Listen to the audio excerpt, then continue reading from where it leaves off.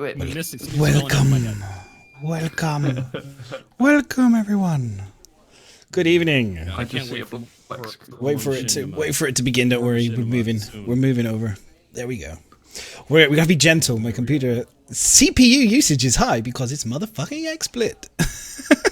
That's why I'm getting a high CPU. No, I have to move. I keep saying this every week, and I keep delaying it, and I'm an idiot. So yes, you haven't said it for at least 3 weeks. Every week. That's true. 3 weeks. I've been saying it internally. I've been saying it to myself in Vietnam. I know my computer. When you're in Vietnam. So yes. Welcome. I'm back. It's fantastic to be back. Finally, 3 weeks of amazing food and really hot weather and rain. It's like insane rain and nearly flooding in cars and all sorts of craziness. But yeah, it's nice to be home. It's cold, which is great. I have to say, when you go to dreary England. Dreary. You know what? I love it. I love dreary more than I ever thought I would possibly love dreary. When you fly back and you land, there's nothing quite like being home in England, and you just see that. Literally, when we arrived, it downpoured with rain, which just set off the mist as well. So you literally were just driving back through the kind of the rainy, misty, dreary, damp. Oh, I loved it. I wanted to get out and hug the floor. It was so nice to be home. I had this same experience. I took a big road trip, the Great American Road Trip across America. Drove it was some ridiculous number of kilometers all the way across the northern states and then back across the southern states. And when I got out of the plain state, like literally when they call it the Great Plains, there's nothing to look at besides corn, trucks, and deer. When I finally hit the redwoods of California, I didn't realize how much I missed fucking green trees. Like, holy shit. As soon as I hit Northern Cali in Oregon, I was just like, holy crap, evergreen trees. Because that's what we have around in Seattle. We have nothing but evergreen trees. It's green year round. Yeah. And it's just like, oh man, I've missed you so much. Douglas fir. It's true. It's true though. Like you just wanted to jump out of the car and just hug a tree. It's like, oh, that hug a tree. Welcome to hug a tree. But it's what you're used to. It's comfortable. It's something of like, they talk about like, because we're playing a space game and we talk about space a lot and we love sci-fi. That's one of the things about like if you went to go and live in Mars, for example, like they talk about that psychological aspect of people would more than likely would suffer mental breaks because you would be on a weird foreign place where there would be nothing like normal. I mean, a bit deserty, I suppose, but it would be very different to what you've kind of used to, especially on long trips as well, in spaceships as well, that kind of weird isolation factor that comes into play. And yeah, no wonder people would lose their marbles. Do you know what I mean? So I don't get it. Why would you want to go and live there? It's all like when they went to bring out the game. I think it was the game just called Mars, wasn't it, or something? And it's just like, or Survive on Mars. It's like, but it's just red everywhere. It's like basically playing a game that means stay on Delamar for as long as you can play the game for with nothing on it. Yes. Yeah, can you imagine that? That's it. That's it. Daymar is quite literally the Mars experience. It's just rocks dust and everywhere. More rocks and dust and rocks and dust. You could go and do it now. What it needs sand. It's so coarse and gets everywhere. What it needs is a casino, big casino in the middle, and then it's perfect. That's all you need. That's all you need. So anyway, yeah, it's episode 37. I'm 3 weeks late to CitizenCon news compared to everybody else. I know that it was a huge event.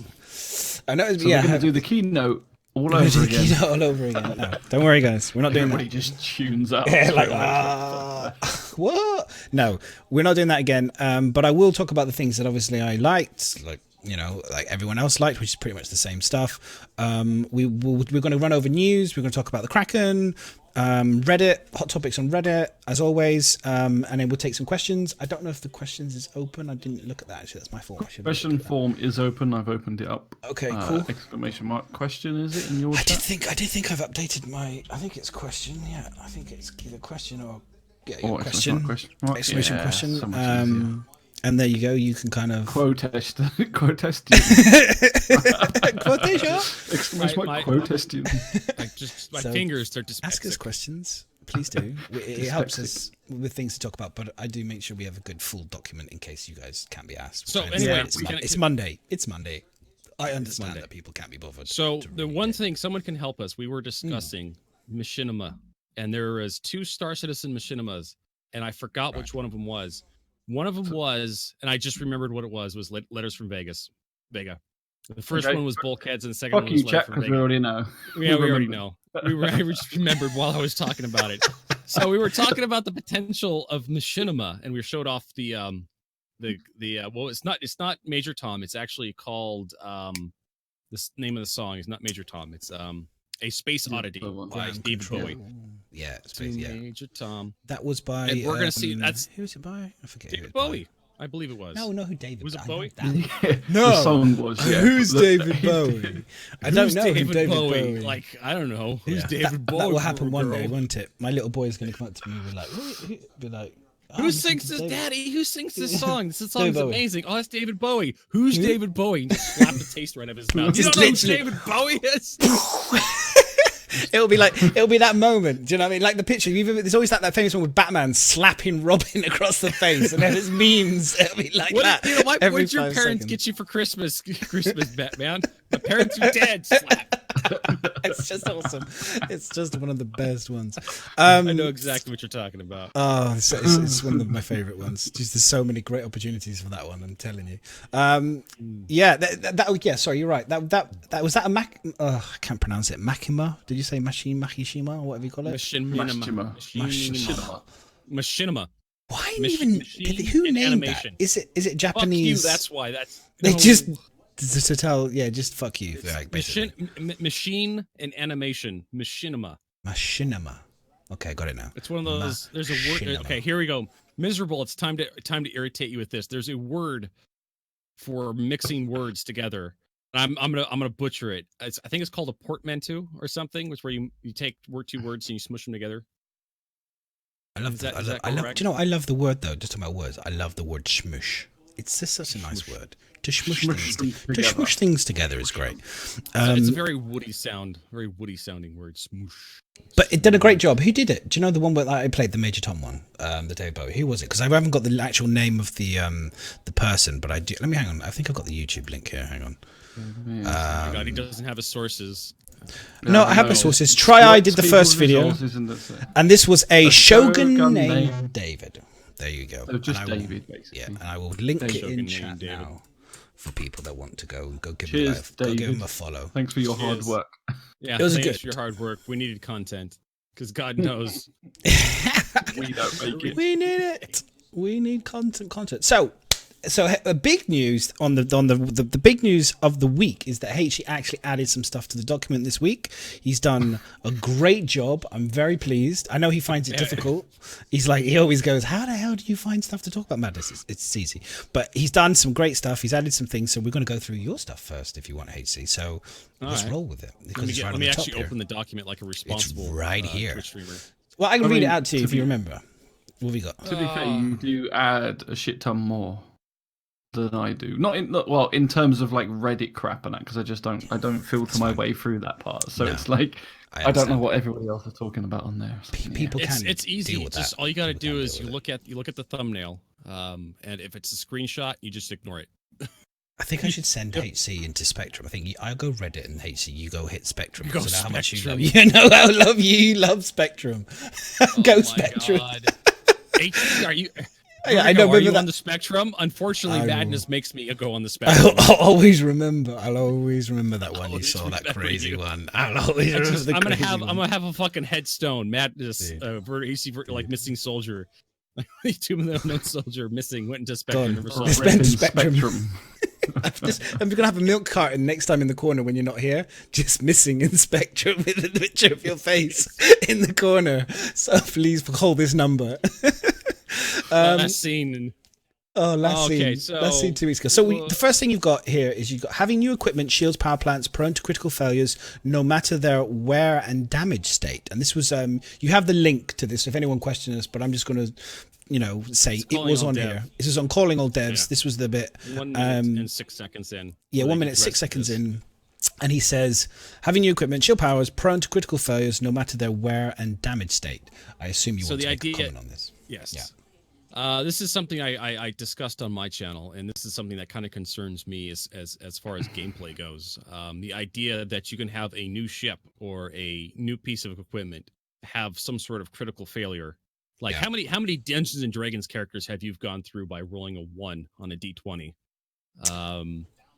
You can imagine how this could interrupt gameplay.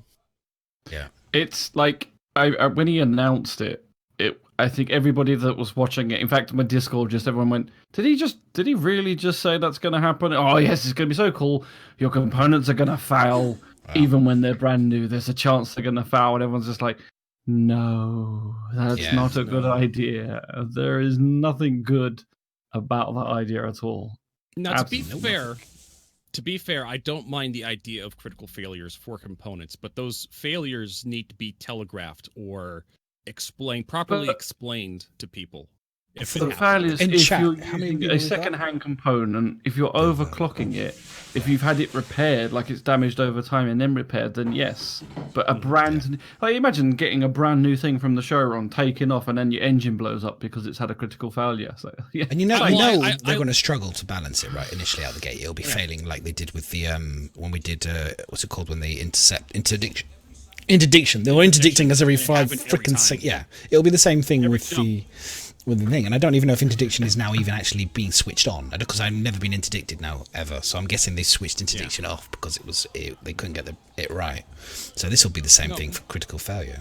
It will just happen. And the thing is, there's the expectation that every gamer has. Like if you go play World of Warcraft and you buy a sword from a vendor, or Diablo 2 or Diablo 3 or the first Diablo, if you buy a sword from the vendor new with 100% durability, do you expect that sword to shatter on your first swing on an enemy? Do you? Like, no, nobody expects that kind of stuff to happen. So when this stuff happens, when you buy a new component, as a gamer, not someone who's playing Star Citizen, but as a gamer, this is a foreign concept to most gamers. When you have a new piece of equipment that rolls a critical failure when you just buy it, it's not cheap either. The gear's not cheap.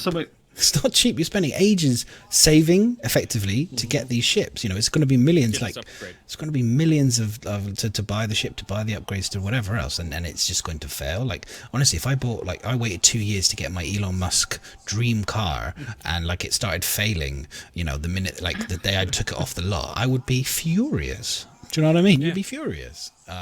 Especially considering the time, the distances, and the amount of time it takes to get anywhere, and it could really kind of inconvenience you. Especially for people who want to do risky stuff like combat or exploration. You want to be out in the thick of things, and then your component decides to roll a critical failure. First time you go and use a gun.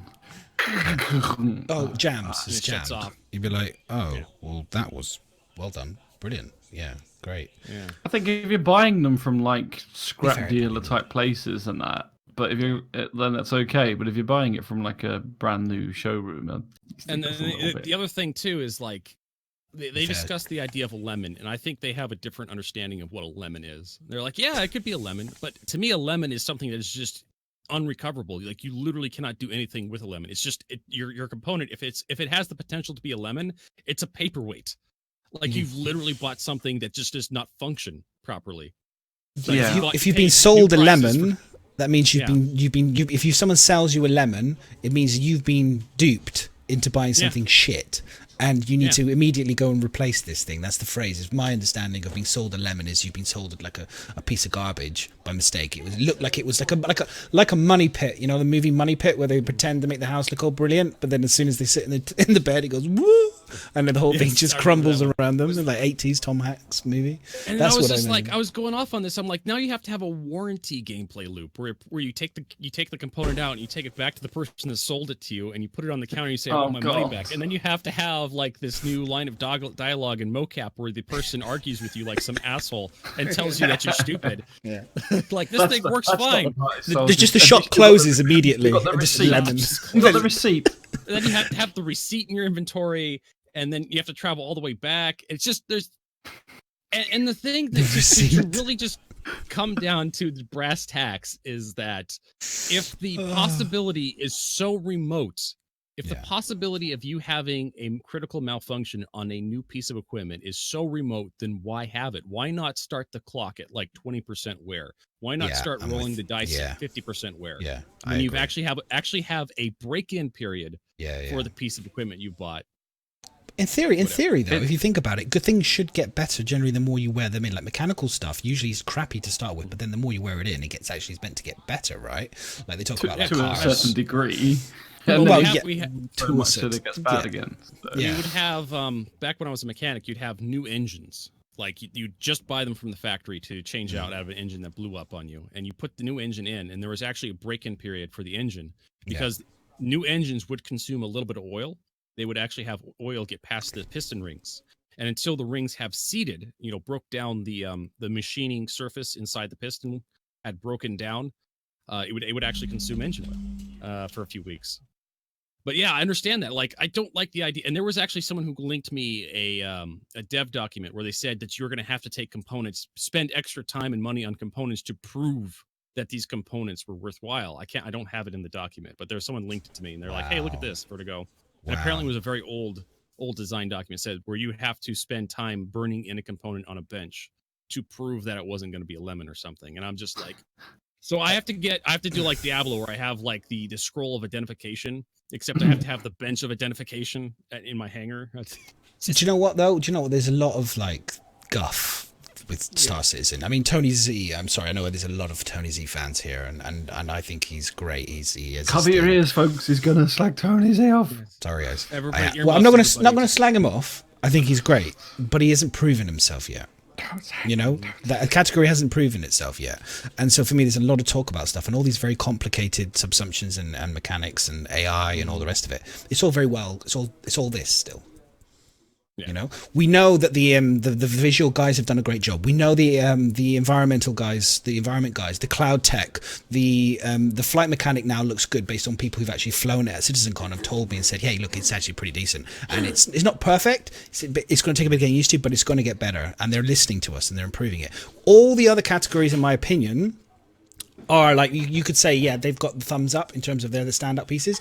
The one department yet which hasn't really raised its game to the same level as all the other ones, I'm sorry to say, is the Tony Z's, the subsumptions of the eyes. Now I know it's very complicated, I know it's very hard, but that section hasn't done it yet. It's still with Tony Z sat in a room with a load of words around him doing a lot of talking at CitizenCon. I'm sorry, I know you all love him, and I think he's great and all. He's fun, but like at some point in the next 2 years, there has to be a delivery of the talk. I'm sure there will be.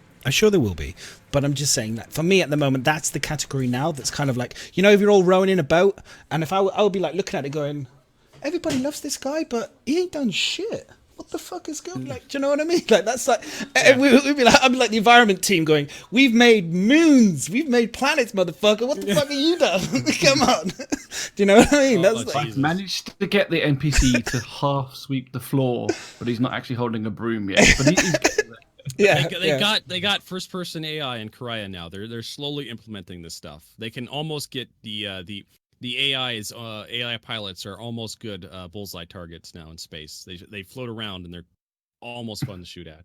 Yeah. But yeah, so, that's one of the big things I didn't like about the calling all devs. The idea that a new piece of equipment, just a new bought piece of equipment, could potentially have some sort of critical failure, which could be timed very poorly. And I always viewed Star Citizen as a skill-based game, like where you, the player, are in control of your starship. And when you start having these weird critical failures that aren't properly explained to people, like people just get frustrated. It just generates frustration. I hate that when I have a 99.9% chance of success. I roll a dice and then I fail. It's just like, well, that's bullshit. Yeah. But it was a dice game. That's on the table when you play a dice game. Well, maybe it's like the he kind of said, I'm sure he kind of said as he was saying that no one finds it fun, and then continued to turn around and sort of say, but this it's going to be fun. But no one, they're open to the idea of removing it if no one finds it fun. But I guarantee you, nobody likes to be surprised by critical failures unless you're like. Well, I hate it. I get it already. You can already do it by if you accidentally. Who here hasn't accidentally hit a key binding by mistake? Maybe switch your power off, or maybe done something by mistake in the middle of a dogfight. I've done it by accident. I've hit a key button and suddenly my power button's disappeared, or whatever. That's effectively a critical failure in the middle of a dogfight, and I can tell you right now, it sucks ass. It makes it a very interesting 5 minutes, but when that happens repeatedly, you suddenly realize you've got a dodgy key binding.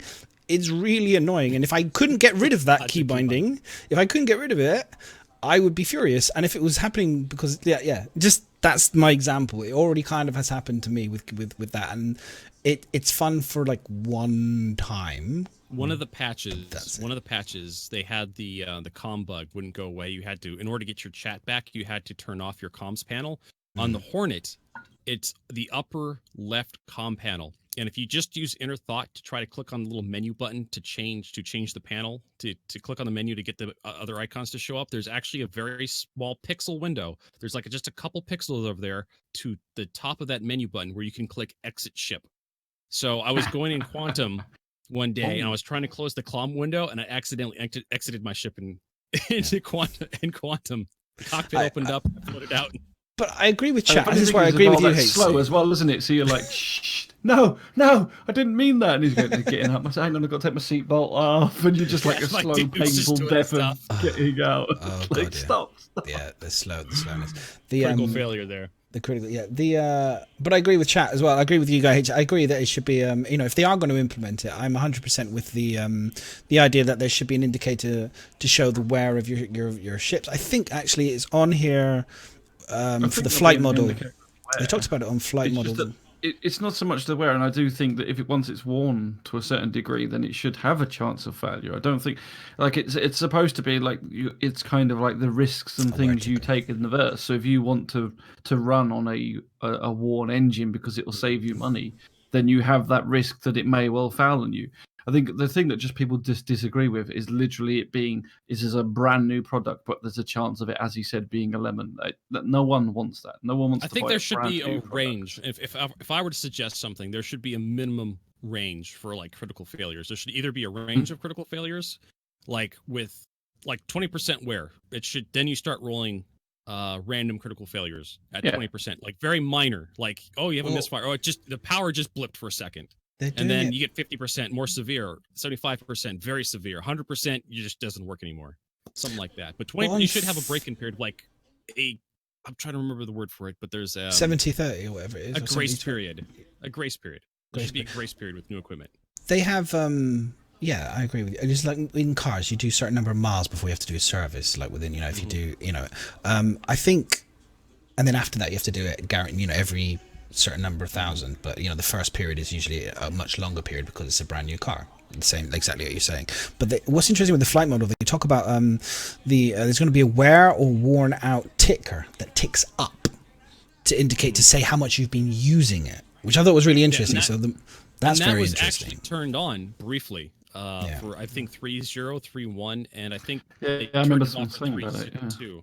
It did affect you, believe it or not. You would actually have you would actually notice in Vandal Swarm, if you were playing Vandal Swarm in 3.1, you would actually notice towards the end of Vandal Swarm, I think this was back when it was 18 waves, you would actually notice towards the end of Vandal Swarm that your guns were firing slower. And if you checked your wear during that period, you notice your wear is like 60%. So the wear was working in previous patches, but they turned it off recently because they wanted us to have our equipment longer. But too bad, your equipment gets deleted if the service crashes. And you have your equipment longer, but they don't want you to have your ships back when you crash them. Yeah. So bugger. Well, we'll see.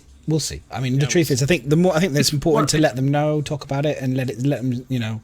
We'll see what they implement. But I'm very much against this concept of new equipment having a potential chance. If, like I said, if the chance is so remote and so, if the chance is so remote, then why do it? Especially if no one's gonna if 1 out of 1 million accounts are going to experience this critical failure with new equipment in like a year, then why code it? Well, we need the thing to count up, right? Well, that's great. We'll just put it at 20%. Start it at 20% instead of 0%.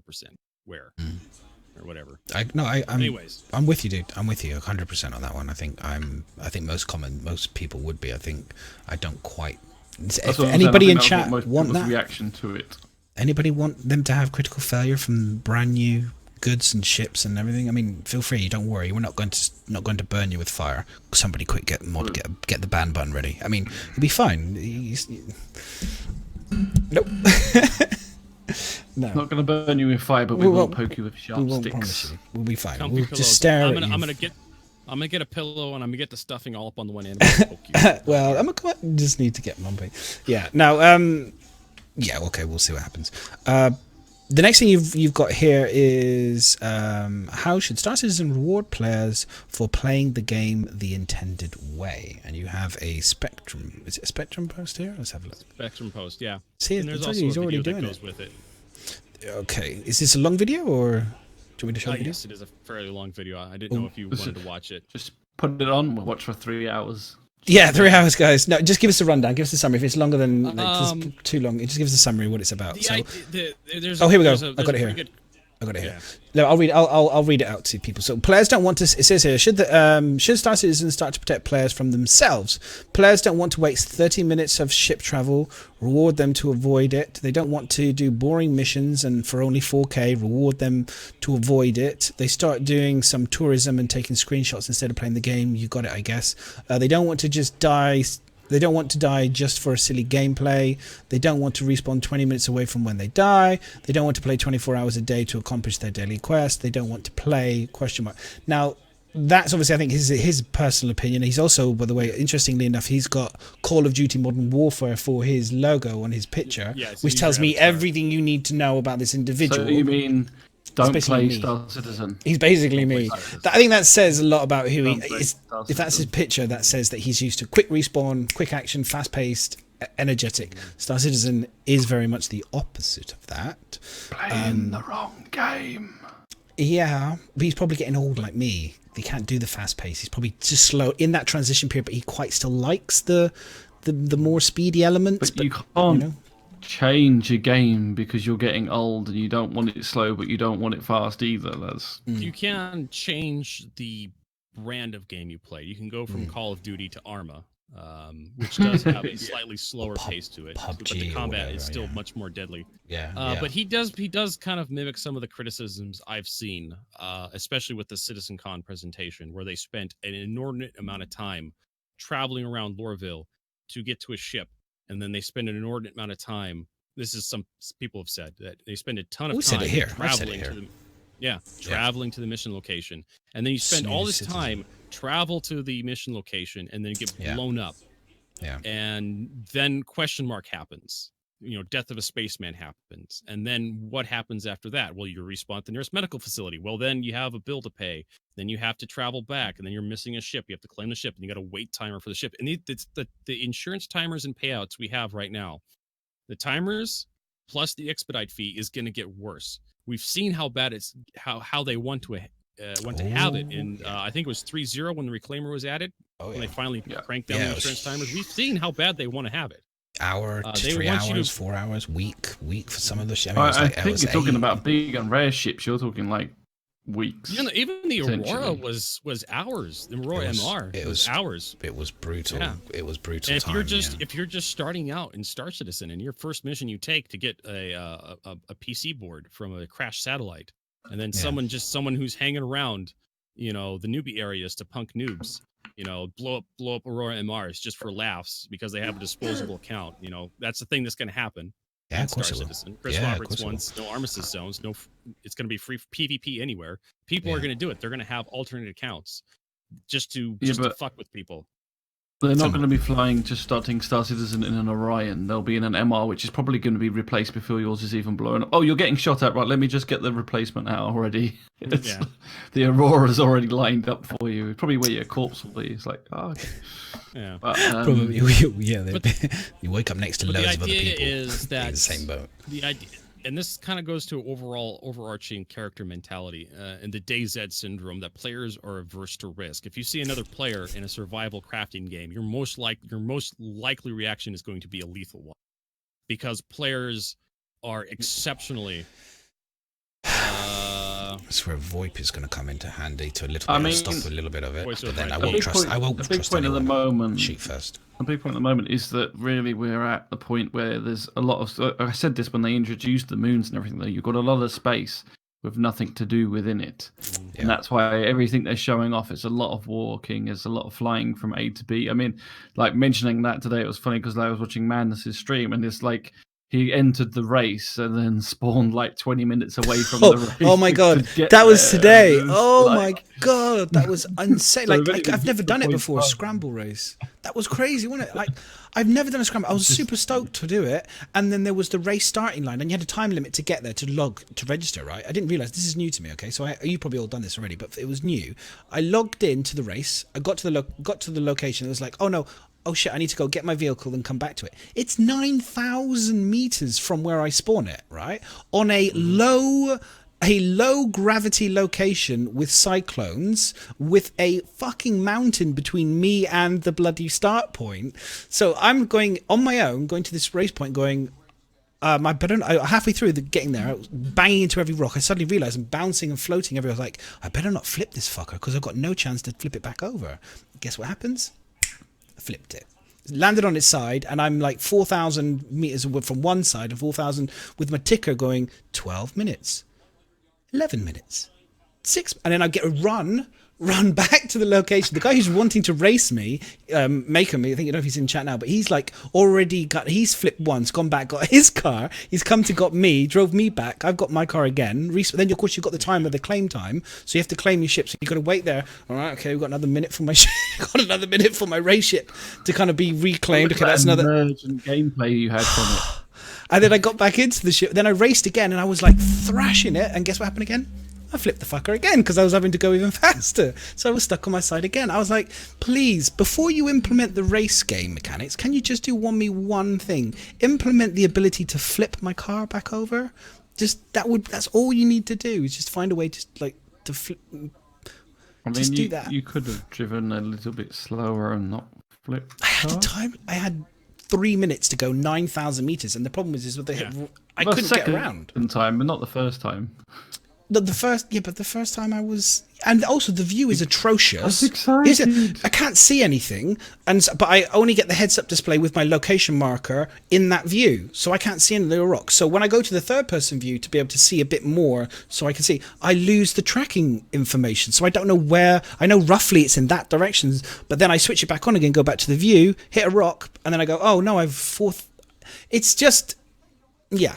Those are the little things that they need to massage. I mean, like I said, the new Cyclone is amazing. The new boost is so much fun. Oh yeah, even the Grey Cat has boost now. So good. I love that. Cat.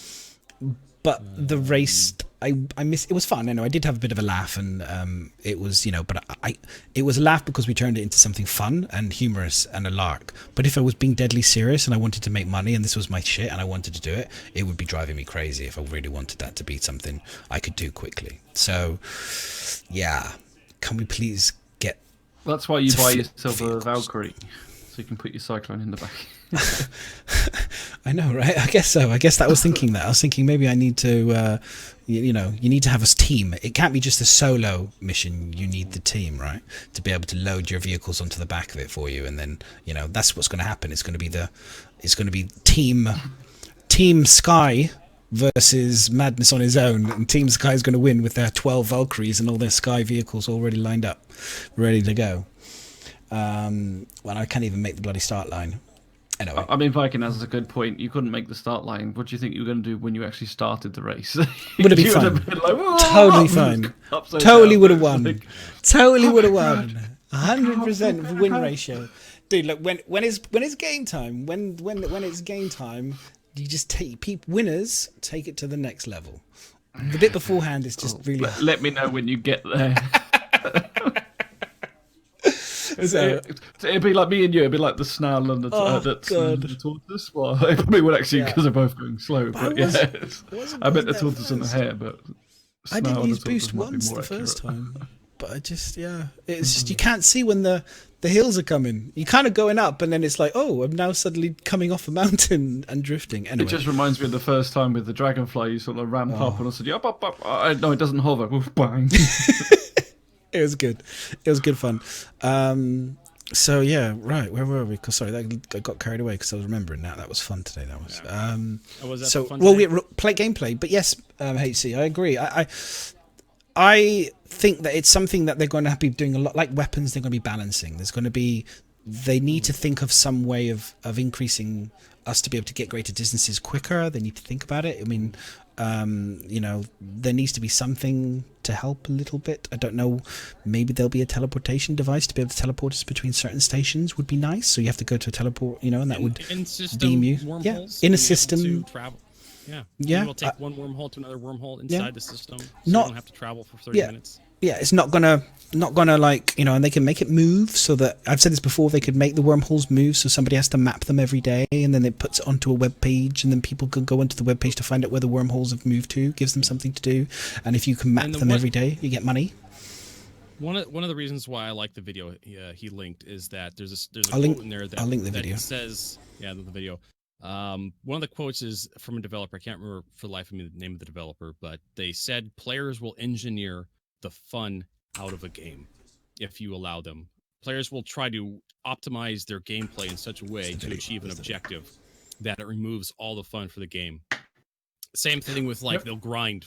They'll look to maximize their in-game earnings to achieve a goal, and it'll turn into a grind. Players will start grinding. They'll remove all the gameplay elements from it and just focus on gaining the most cash as possible, the most in-game money as possible. So that is what starts happening, though. It's like it happens. It almost happens instantly. Say, for example, mining. If all the rocks spawned in the same place, you've always got people that go, right, let's start mapping where the rocks are. So that, and then it's on the internet, and then all of a sudden you find yourself looking at it, and then you all know exactly where the best rocks are. They already do it. Twerk does it all the time. Him and his mate, they all spent ages mapping where all the mining locations were, and it was like then they would go back to it every time. And this is why I'm saying, we were talking, people saying in chat, if you have a ability to warp, that's why I would say make it so that it moves around. It doesn't stay in the same place. It makes it so that people have to go find it, and it puts you in different locations, but it just puts you on the other side. Do you know what I mean? It's like effectively kind of puts you somewhere, but you don't know necessarily where it's going to be, but it will save you a bit of time. I think there's a way they can do it, and I think they're going to have to, because the game is so fucking huge, because I think there's going to be a lot of people who are going to get very bored and just turn off, and it could be a real slog, but we'll see. But we've all said this before. We talk about this, we joke about it. The animations, the delay, everything is way. I call the game a little bit snooze citizen. It's that. It can be a bit of a drag, but it's a bit like golf as well. You kind of walk, then there's a bit of action, then you walk, then there's a bit of action, then you walk, then there's a bit of action. Yeah. I think until we've got more fleshed out stuff, I mean, that's when we'll know. It's hard to judge now at this stage when, like I said, there's literally nothing in between. It's even like when you explore the outposts. Once you've done it a few times, then you're just going to another outposting, in a slightly different location, but it still looks reasonably the same. There's still rocks and a square outpost. Until there's reasons for it, until we get the sort of filler content in between, I think it's always going to feel like that. So it'll be interesting to see how much they can add sort of like filler stuff to make it more interesting, because that's always been their thing, at least on bigger ships. Is like stuff will be happening on your own ship to go and repair, to go and monitor and things like that. Obviously that doesn't happen so much on a smaller ship, so yeah, I think we. And the other thing that was brought up in the video was what World of Warcraft did with their login bonuses. They wanted to limit the player base, because there was a couple of stories that showed up in the news of World of Warcraft players dying due to malnutrition and hunger, thirst, starvation, that kind of stuff, because they played way too long, and they wanted to address this. So they put a penalty in the game for long plays where you'd start losing experience in the player base. Reacted negatively to that punishment, because it felt like they were being punished for playing. Yes, they did. Wow. So what a surprise. Yeah. So how dare you tell us how long we can play? Yeah. Blizzard reversed it. They made it a login bonus. You would build up through playtime a bonus for your next play session as you played. If you played a certain number of hours, you'd build up a bonus, and then if you logged out and then waited a certain amount of time and logged back in, you'd get an experience bonus. And other games have done this too, where they've had daily quests where log in for that day, or they've had login bonuses for that day, and then you log off a certain number of hours and you get your bonus when you log back in next. That was good retention and a good way to give good players a reason to take a break. So there's ways of giving players especially people like us, like streamers. Like we could definitely, some streamers can play 12 hours a day in a game and just grind forever, and some people who work from home can do the same. And there's something to be talked about for players that may be a little too obsessive. People who may take things a little too far, giving them a reason to take a break. And that is also something kind of somewhat. But the problem is, I'm always against that to a certain degree, though, because it's like it's always punishing the majority because there's a few people that can't control themselves. It's like that's the the rest of us can play well enough. We don't all need to be punished for such a thing. I hate to say it. There's a comedian. I think it's an Aussie guy. He's basically says, it's the way the world is. We can only progress. There's always some, like, I mean, I can take drugs and handle my shit pretty well, okay? But there's always some, but to a degree. But there are those people out there who can't do it, and some crazy person gets in a car and runs over somebody and does something crazy, and they just keep dragging the rest of us who can deal with it along. And that's the same with the games. It's like there's these people who just can't control themselves and play like HC does, and then dies, and they ruin it for the rest of us who go without common sense, Vertigo. Yeah, these crazy people ruining it for the rest of us.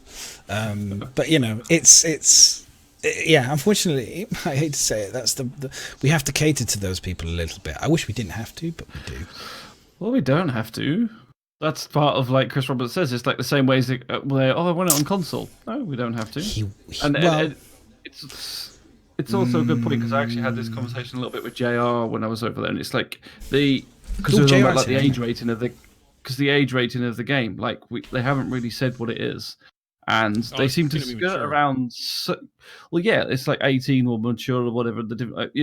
Yeah, definitely. And like he mentioned, like the knife takedowns and things like that, but then there's kind of elements where it looks like they sort of trying a brush around the edge of the things that would make it a mature game.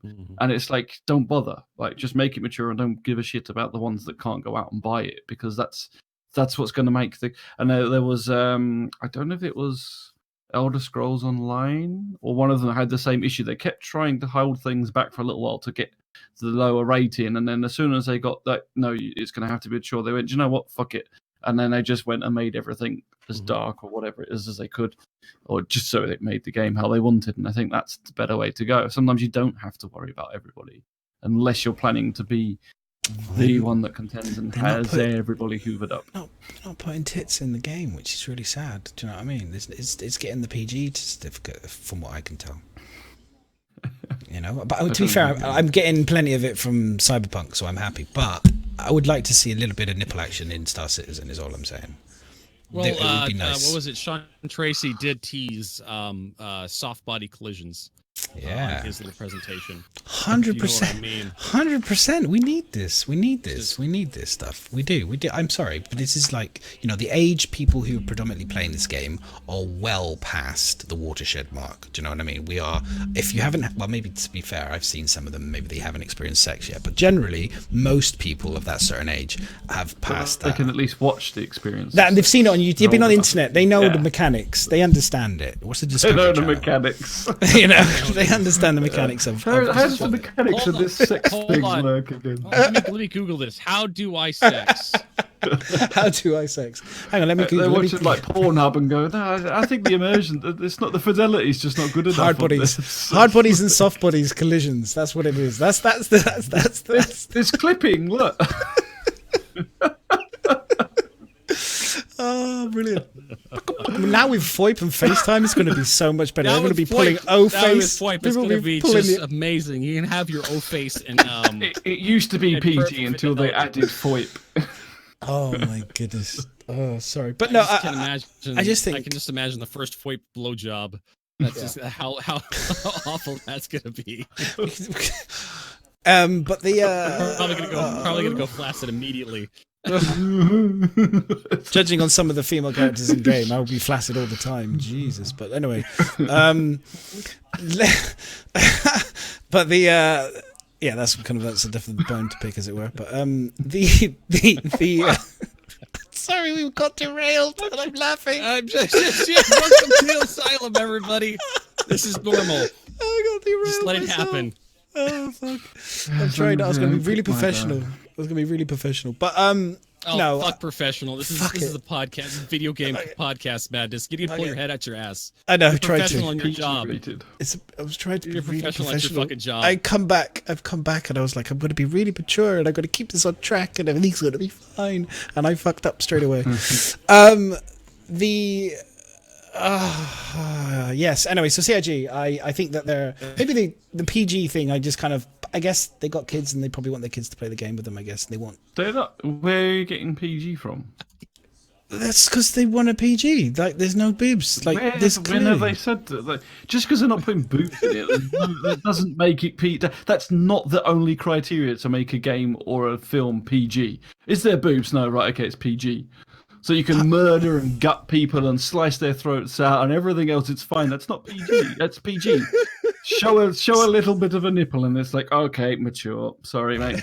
Hey, I've seen Scrooged, and there's a scene in Scrooged when the girl had the little bit of the nipple action, and it was like that would change that was like they were talking about that with Bill Murray. Scrooge? Did you sure you didn't watch Screwed rather than Scrooged with Bill Murray. There's a scene there. Anyone's seen Scrooged? Classic. We're getting close to Christmas. This is a good time to bring it up. There's a bit where there's a scene there with a girl, and they have to cut the scene because he talks about there's a little bit of nipple. But anyway, never mind. I'll get a video later. I know, right? But Americans, we're so prudish. You know, it's just like nipples in them. I don't know if Brits are the same. A little bit of nipple action. But anyway, it's fine. No, we're not. But I agree. I understand what you're saying. Is yes, you don't have to necessarily have nudity. They could be like excess. You know, the game could start off with somebody doing a load of like a massive line of something or drugs or whatever, or someone's head being ripped off and guts flying everywhere and eyeballs exploding. Loads of dead bodies. I mean, God of War versus Leisure Shoot Larry, like that's a debate right there. Like, oh look, here's some boobs. Oh look, here's some dude getting his head ripped off. Like, which one's worse? Yeah, which one's worse? No, for sure. Ban the cartoon boobs. Yeah, the cartoon boobs are worse to Americans, but like violence is perfectly acceptable. You know, running over a hooker in your Ferrari in Grand Theft Auto 5 is just like, yeah, that's fine. That's who cares. It's, it's video game violence. Everyday occurrence. I don't know who it was. It was someone mentioned, and they said that they'd come back from like Iraq or something, being in the war, and then they went to go and buy Call of Duty, and then as they went to buy it, so no, sorry, you're not 21.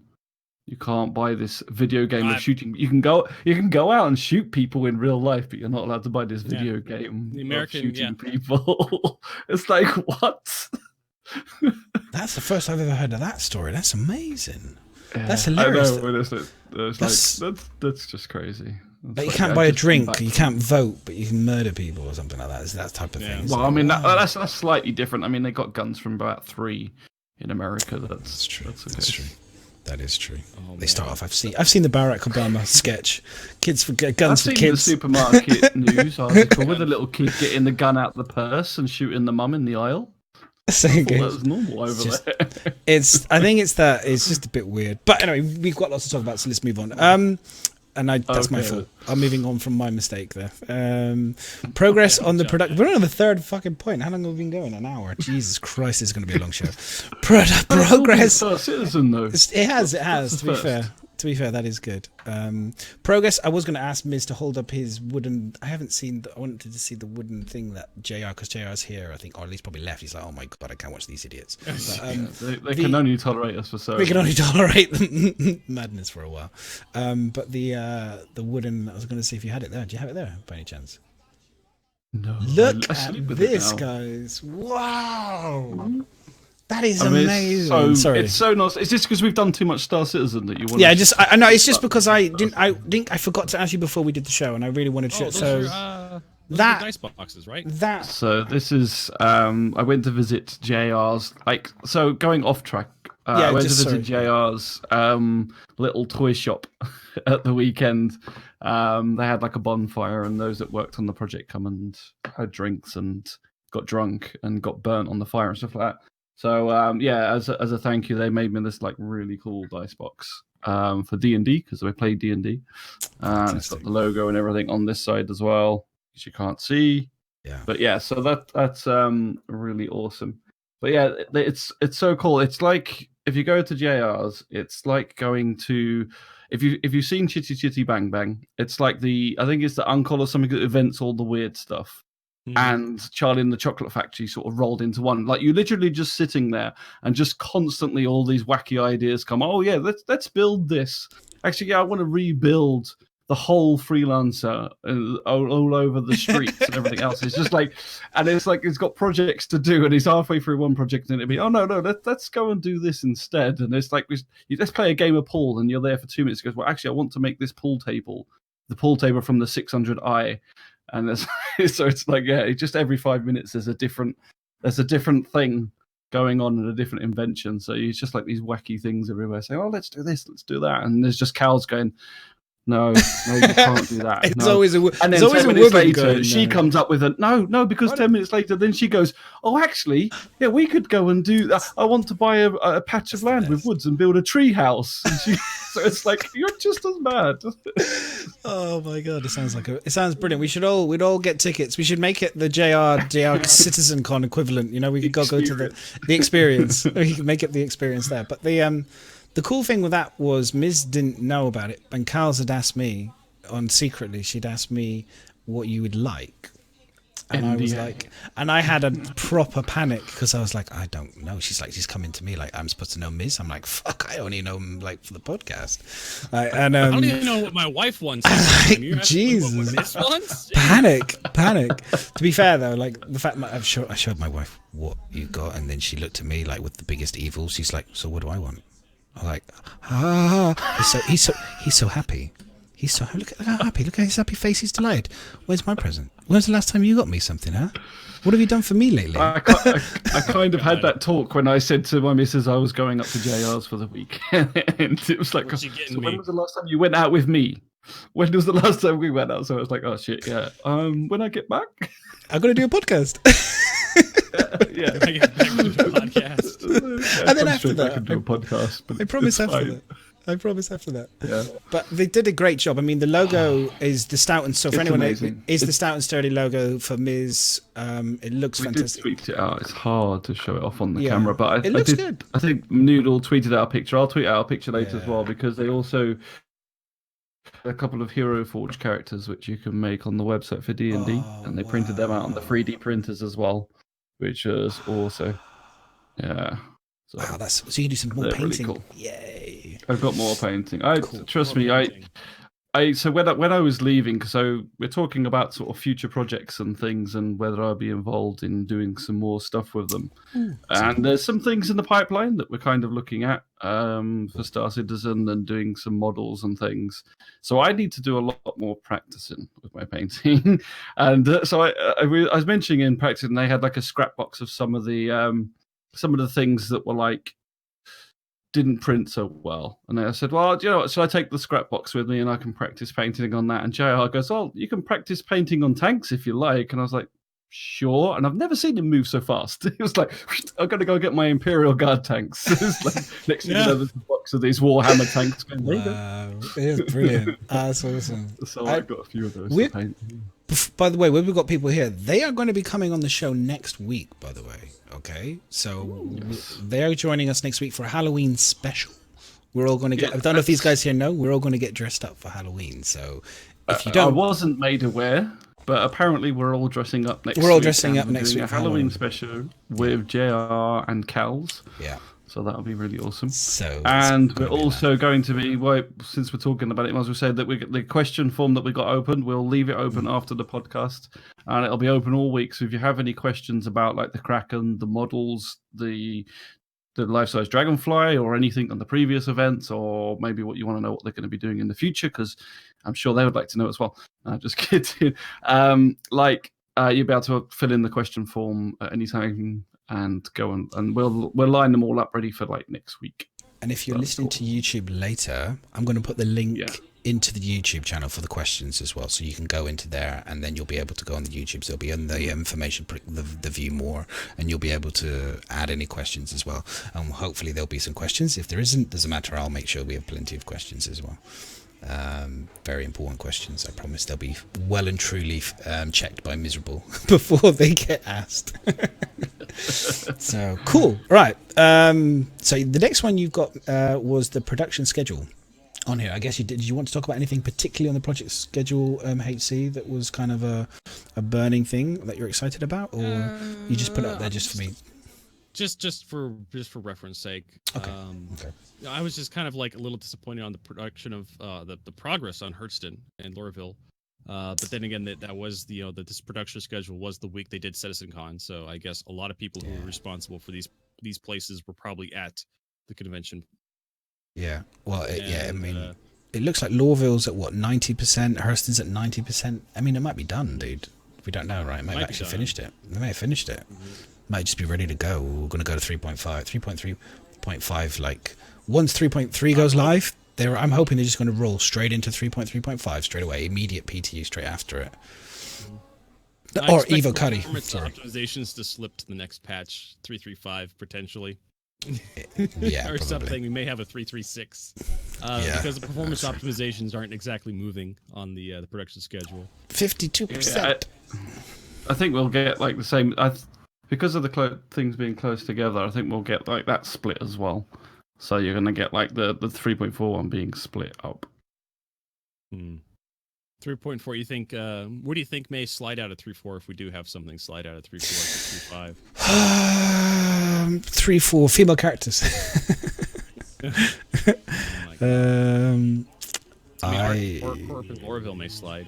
Yeah, probably ArtCorp, I'd say. Lorville Business District, Area 18. Yeah, I wouldn't be surprised if that would slip. Gas Cloud Tech, maybe. Yeah, Gas Cloud Tech, definitely. Kind of question mark. Question mark there. Yeah, and then performance optimization. I guess will all just be. It's going to be performance optimization forever now, from what I can see on the roadmap. Yeah. So that's just a constant, really. Procedural city rendering performance. We'll have to see. 3.4. Yeah. It's going to be interesting when Hurston comes in, to see the scale and see how much that has effect. I'm hoping because of bind culling and all the rest of it, it will be fine. It'll be isolated just to its area. So if it's terrible frames, it's just in that area. Do you know what I mean? So the rest of the game will be great now. This is why they've done it, I think. This is why they couldn't, this is why they couldn't do it until OCS was completed and in the game, because, if it's terrible, it'll just be in that area. Like would you get at Levski now? Do you get 30 frames? Yes, I was having some frame rate problems at Levski, but that was just recently in the most recent PTU patch. Yeah. They put out. In previous patches, I was having good frame rate. They must have done something in that area that has made it slightly worse again. But I get 30. Trashed up. There is a Lorville business district in 3.4, not Lorville itself, but there's a business district for Lorville that's in 3.4, which may get pushed back pending. Lorville business district, yeah. But the thing with that is that, hang on, which one's the one which has got is that where you buy ships, the business district? Which is Hurston, which is, I don't think that's where you buy ships. Because there's the Hurston, we've got the Hurston Moons, the Hurston Planet, Hurston Clothing Collection, Hurston Magada, maybe. That's Moons though, no fly zones. Magada, Ita, and Ariel. Lorville Business District. I think that's the buying ship section. Oh God, don't do this to me, madness. Don't do it. Wait, if you think about it, it makes sense, right? Mm-hmm. Because the other places on Hurston, they showed it off in the CitizenCon keynote speech. They showed it was ready to go. Yeah. Maybe that's the one. Maybe that's the thing. We'll wait and see, I guess. We'll wait and see. Hopefully, Hurston will have the shops to buy ships, because that's what I thought was going to be in Hurston. So they said that. So I'm hoping, but I wouldn't be surprised if it's 3.4. But I don't care. As long as it's the end of the year, I don't care. If it's one of these two patches, I don't care. As long as it's in one of the two patches. Well, the Hurston bit was meant to have the ship buying thing. Yeah. But not necessarily everything. That's what he said. So it'll be like, well, they only showed, 4 ships or something like that you could buy there? It's better than nothing. One of them being the £21 million Hammerhead. Oh, yeah. Yeah, I'm like, really? You're going to choose that one? I'm like, actually, on the Hammerhead, like, I described it The as nail on the hammerhead. I described the hammerhead as do you remember the guys Mad Max and the Thunderdome, and you've got the guy who's like the kind of the Down syndrome the guy who's the massive guy, Master Blaster, yeah, and he's Blaster. He's really strong, really powerful, but once you find his weakness, with the whistle he was completely weak. But then when they took the helm off, you could realise you felt sorry for them. That's how I feel with the hammerhead. It's like the hammerhead looks really powerful, really imposing and stuff, but when I fight it right now, I just feel kind of sorry for it. I don't really want to kill it because it's too easy. Does that make sense? It's like it's like clubbing a seal. It's like it's too cute and indefensible. I know you just killing stroke. It's just I feel so bad. The guy's waited ages to spawn it, but then I do have the maniacal evil laugh afterwards as it blows up, and I'm like, ha ha ha! It was so worth it. Just think of it as putting it out of his misery.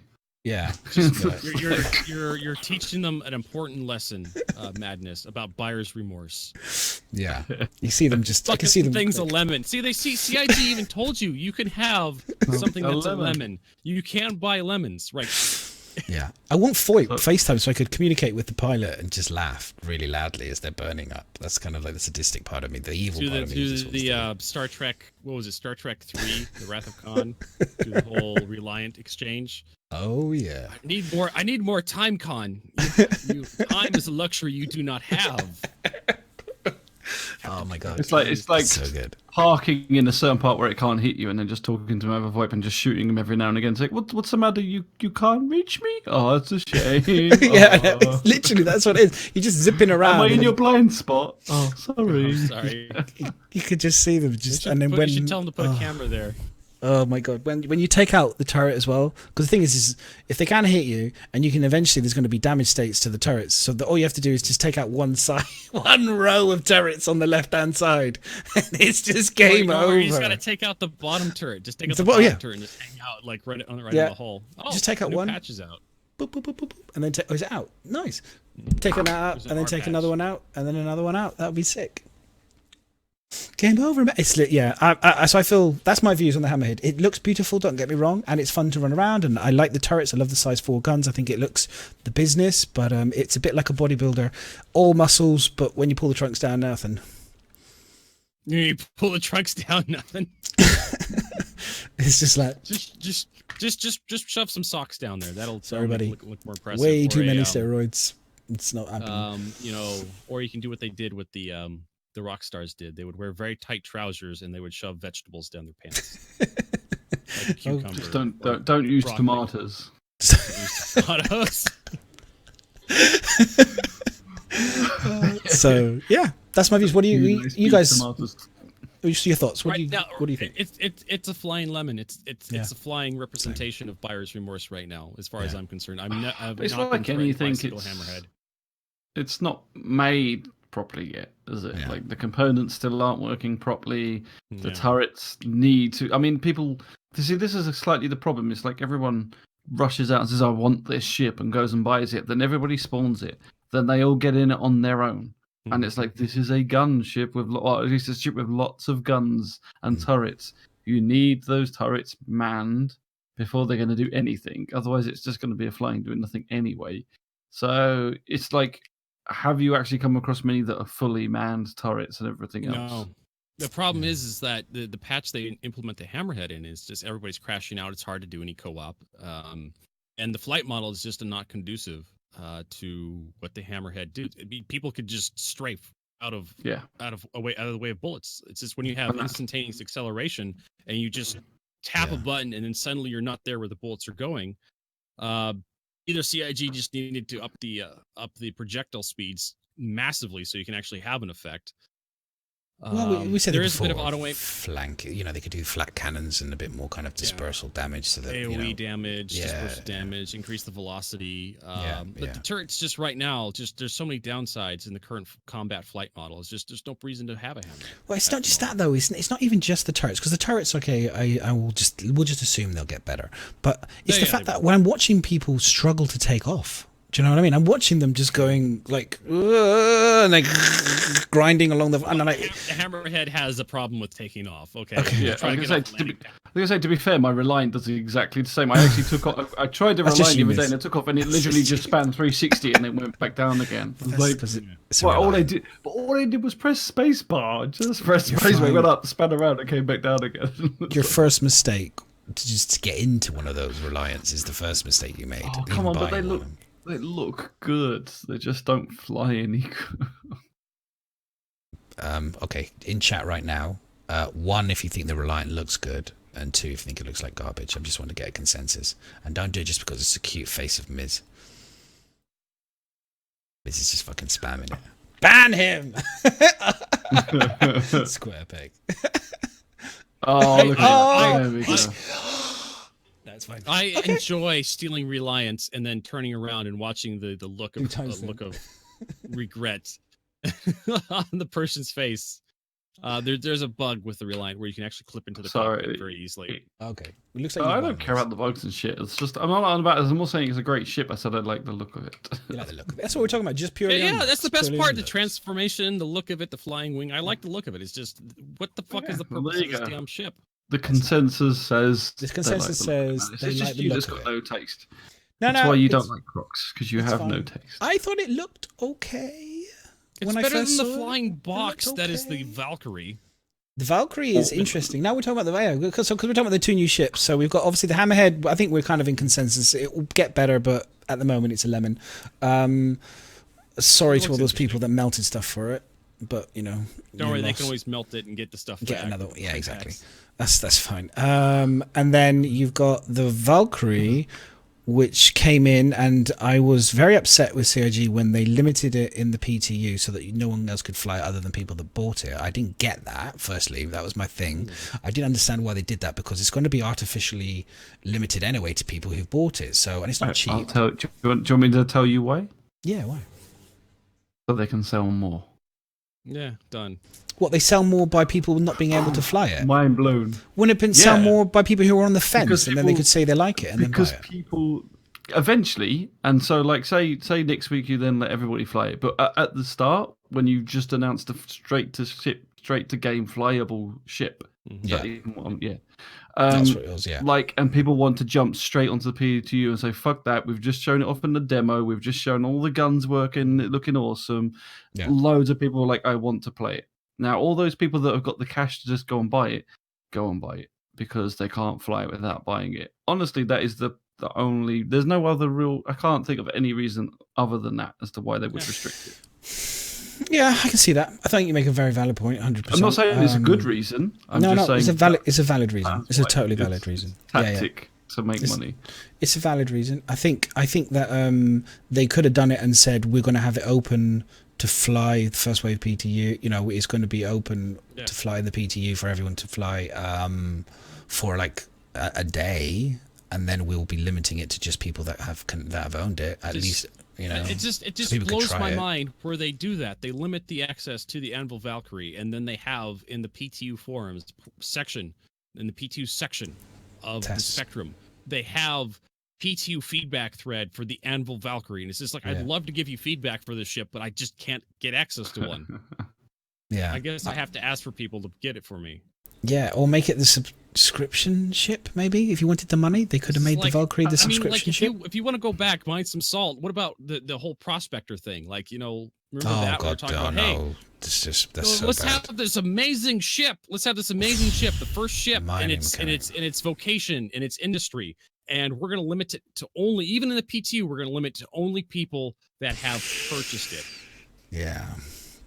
Yeah, there's a prospector. I think we've all said this like before. The prospector, like we said it on the air as well. Many times I've said it. That paywalling the prospector and mining is a shambles. They had it on the sub. It was on the sub and it was on the PTU for a bit, because PTU, old school PTUs, and why I always promoted PTUs as an option for people who don't have a lot of money, was like an option to be a subscriber for 1 month, was because you got access to a lot of ships to fly.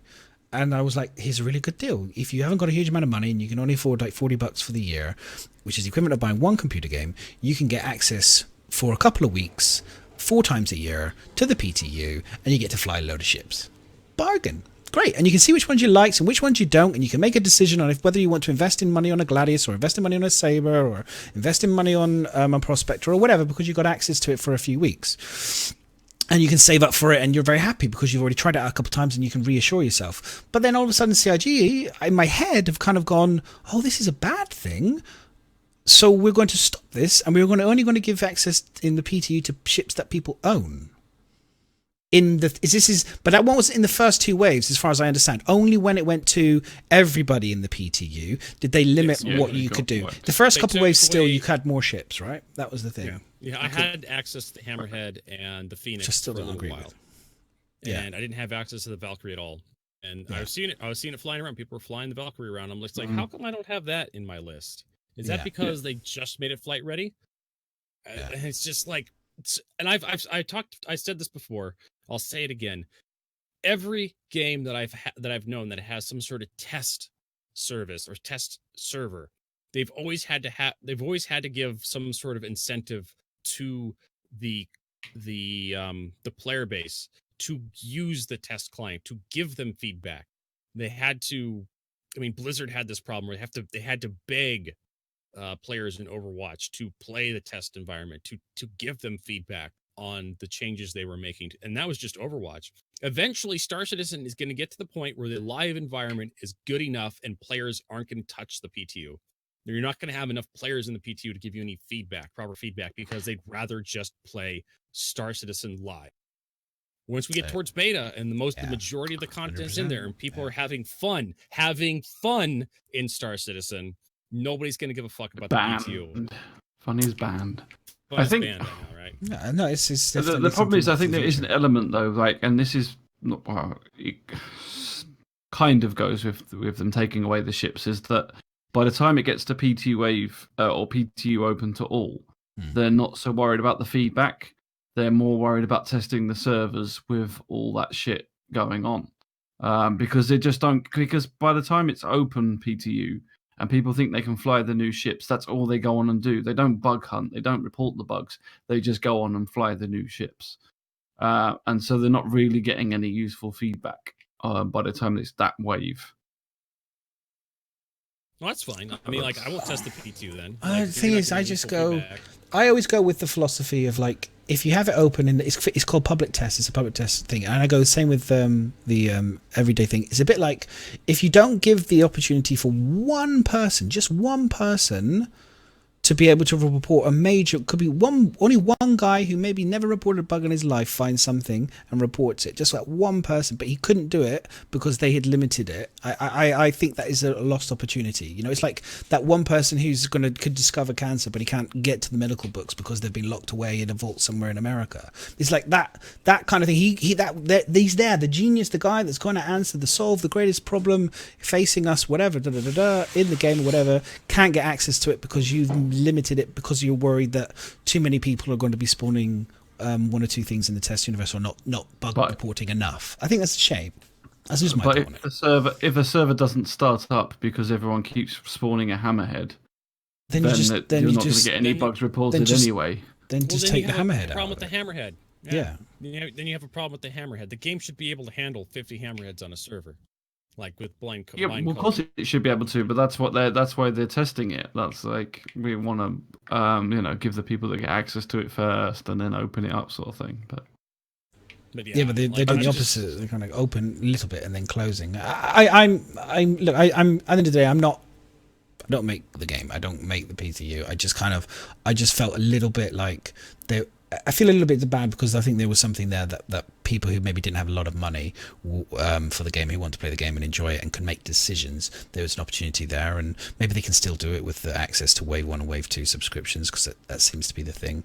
But I didn't like the fact that particularly the Valkyrie was limited. I think it's okay still. I don't think it's the end of the world. I think we're okay. But like I said, I think it was just a sales tactic. That's all it was. And also, don't forget, they've said it before, and they change it every time. Maybe not every time, but they do change it a lot, because what they're doing is they're testing things. Did that sales tactic work? Did we do more sales because we restricted it? So next time they may just let everybody play it and say, well, actually, no, this gives us more sales. It's all like to them, it's kind of testing them waters as well. How can they make money? How can they work that out? Because they've said it before, because this isn't set in stone. Sometimes we'll do wave 1, sometimes we won't do wave 1. I think the whole subs thing was like subs getting access to P2 was a thing down the line, because it wasn't a thing first of all. It's something that they then said, well, let's give this as a reward. Let's let people get in first. So it's just sometimes it is them experimenting things to see what gives them the best statistics at the end of the day. And I do think, personally, as much as I might not like it, I can definitely see them selling more ships by doing what they did with the Valkyrie, because there's so many people in Star Citizen that buy on impulse buy, and that desperation to try a new ship.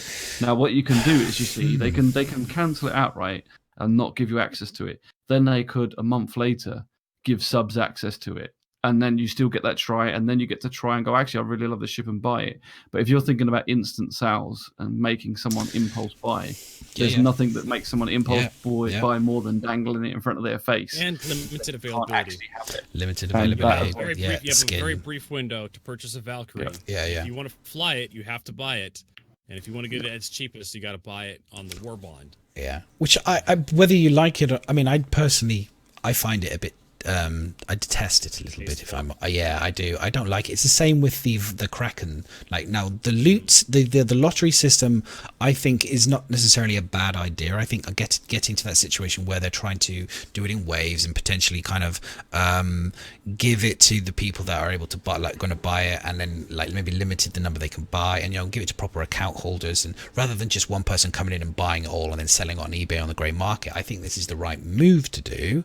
I just think that they still, like CIG, kind of cocked it up a little bit with the lack of the time, the countdown, the amount to tell people how many were disappearing, so people weren't, I do feel, I mean, I don't feel that much sympathy for people that melted all their ships, but I feel a little bit of sympathy in the sense that CIG could have done a better job of informing them, so by the time it got to their wave, communicating again to them to indicate, hey, by the way, don't melt your shit, because we ain't gonna have enough ships to give you. Do you know what I mean? And I think that would have been a nice thing to do. But then on the other hand, like I said on Nubifier's thing, if you're melting your shit for $1,700 to buy digital assets in a game that you don't know shit about the lottery system, fuck all really about the ship, it's kind of a little bit on you, I'm afraid. Well, this is that actually links into one of their questions that we've got on the question form, which is from Tutorman, and he basically put, what do you think about in-character / in-universe concept sale pages, ads and videos that they do for new concept ships, but they want to sell for real money? So these in-universe ads always oversell the new ship, as could be expected from a real-world or game ad. Things always get oversold, but they're actually trying to sell you an out-of-game asset to us. And critical information for that ship is just not really that good as pitched in its release. That's how all the very early when they do the Q&A. All the early concept ships were always oversold. You go back and watch the Cutlass commercial, like the Hornet commercial, the Aurora commercial. That's essentially how they sold the ships as the best ship ever, and they did amazing things and blah blah blah blah blah. And they really didn't give you any critical stats within the commercial to let you guide your purchasing. I don't mind it that much if they're trying to. I mean, there's other stuff they can do with advertising and whatnot. The thing is, if it was like, I think what he's kind of almost saying is, like, if you was in-game and you could purchase the ship in-game, you kind of understand them sort of overselling the thing and saying, look, we're Aegis and this is amazing. But the fact that you're asking someone to part with real money, but you're not actually giving them real stats, you're using a fake advert to do it. It's a little bit, because like we have trading standards in real life. If you advertise something and it doesn't do what it's advertised, they can't do it. It gets pulled off. The ad gets taken away. Well, hold on just a second. Let's just go back to the Cutlass, the whole Cutlass fiasco, and how the Cutlass was originally sold to be like a fighting ship, and then it became a cargo ship essentially. This kind of weird kind of. Well, it's kind of a pretty good fighting ship. I killed 3 ships today. I had a wonderful little dogfight with somebody. Or you go look at the way the Vanguard was pitched. You go look at any of the sales pitches for the Cutlass or the Vanguard.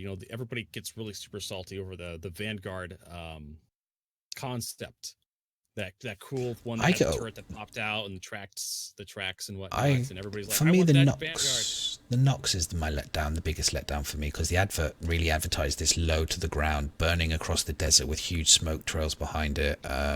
Really fun. Too quiet. Are you quiet? Hold on a second. You quiet? Did someone say you quiet? I need to move closer to my mic. Okay. Let's just do that. See if that if helps. you need to, I can turn it up. It's fine. But that was a letdown. But yes, I agree. There have been ships that the adverts have kind of they've missold a little bit, or things have changed. The concept sales things have changed. Or you look at the Jean Scout. The Jean Scout was supposed to be a 2-seater. And eventually it just became a 1-seater. People are super salty about that, and people are salty over Mustang Beta losing its couch. People get salty about the silliest things, though, right? Let's be honest. But he makes a point, though. When you start talking, we already have that. We already have the kind of stuff that this person is complaining about, where they're selling stuff that the ship just doesn't have. Modularity for some ships. It's not complaining. It's more saying, what do you think that's right? Do you think they should be fucking advertising this? And it's all right saying, oh, people get salty about everything. But if you're saying that this ship is a 2-seater ship, and you think, oh, actually, me and my buddy, we want to start the game together. That's really cool. Right, here's 50 quid. I've got a 2-seater ship. For the real money. Yeah, it's wrong. That's what he's on about. Yeah, I agree with him. He's wrong. He's wrong. That's for real money. And it's like, well, now me and my mate, we got this ship. We're going to be playing it together. Oh, by the way, it no longer has 2 seats. It's like, what the fuck? I'd rather them have in-game adverts for in-game credits. Yeah. For ships that are flyable in-game right then. Yeah. I'm with you. If they want to run the Aurora commercial or the 300i commercial, the Cutlass commercial, if they want to run that stuff in-game, no problem with the ships you can purchase in-game credits. If you want to. The concept stuff, which, by the way, the concept stuff ain't going away. I'm pretty sure they're going to be selling concept ships past release. Yeah. That kind of stuff, that stuff can stay on the website. It can stay on Spectrum, but Spectrum's going to be integrated with your MobileS, so you may see that kind of stuff pop up, kind of like a free-to-play game does when you most free-to-play, like League of Legends or MechWarrior Online. When you launch the launcher for those games, they'll usually have like the deals of the day on the front page, or Warframe. They'll usually have like on a screen somewhere. I'll have like, oh, here's what's going on. We're doing a 20% sale on these skins, and this weapon is 50% off. I'm sure Star Citizen is going to have something like that when you have the splash. When you launch, right now, you click on the icon, it opens up a launcher where you can launch the game. I'm pretty sure they're going to change the patch notes section, and you're going to have like, oh, you can buy this ship for real money for this much. Definitely. We're doing a sale of this package. I mean, in my opinion, like, and based on the adverts, is I think there's like a two ways of looking at it, or 2 different aspects. I think there's one thing, the in-game or the fake lore saying, like, say it's Drake selling their Cutlass and saying, oh, look at the way we can blow everything up, right? And that sort of like bravado boasting about your ship, I think, is not so bad. But I do think if you're changing the class of a ship, like, or saying this has got 2 seats, it's now got 1, and this is a fighter, and then it turns into a cargo hauler, and that's wrong. It should be, because I've always said that to people. I've said, ignore the stats, ignore what size guns it says it's got. Just go by what it says the ship is supposed to do, because that's always been my opinion. So if it tells you this is a 2-seater Scout, you imagine it to stay a 2-seater Scout, and that's what I think. So I think that should stick. And if they do change those things, it's annoying, but then they should, at the very least, that is one thing I do agree, is they should give you a buyback token instantly. So it's none of this like 3-month crap. It's like, we've said it's this. It's got 2 seats. It's now the Kraken commercial. The Kraken commercial is like the perfect summation of this. Like, look at the Kraken. Look how amazing it is. But I think that's pretty much what he's saying. It's like, people want to buy this Kraken, and yet there's no information for it or anything else. But look what it says you can do. And then they don't know the mechanics of the ship's landing and parking. We don't know about the things coming out of it and everything else. Yeah. But I think he's kind of saying the Q&A sounds more disappointing than the actual commercial for it. Well, that's the commercial. It's designed to play up the Kraken, make it desirable. But again, to me, like, this is obvious. It's a carrier. So I suppose as long as it doesn't all of a sudden turn into a whole E, it should stay as it is.